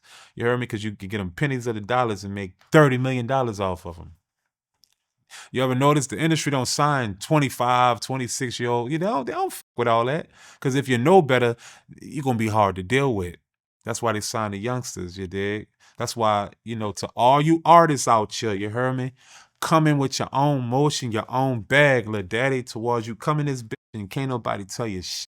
That's why I roll the way I roll right now. Can't nobody tell me nothing. You heard me? I move how I want to move. You understand me? Because I'm in my own bag. You heard me? Come into a situation with your own money. Don't come into this bitch for help. You did? Because they gonna help you all right. Facts. They gonna help you all right. He said facts. Yeah. They gonna help you all right. And spit you right back out like you was nobody. Yeah. That's why Daron said them. When you was on Bad Boy, was Kim Porter around?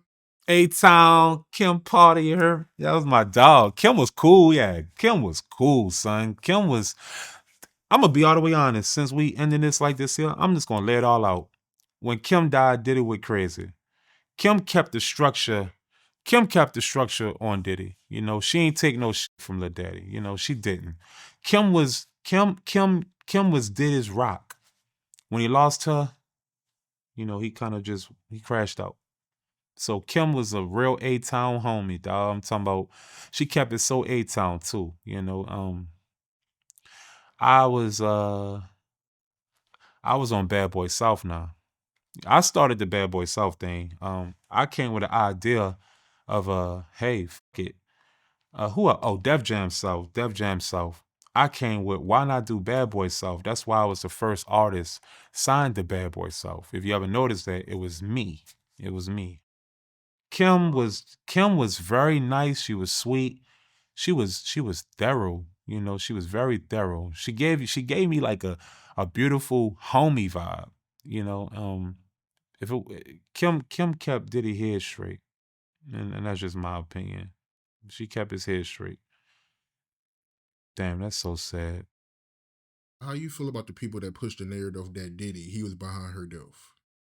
All right, all right. So this is what I'm gonna say. I'm gonna say that we all go through relationship problems. Some of us are abusive. Some of us aren't.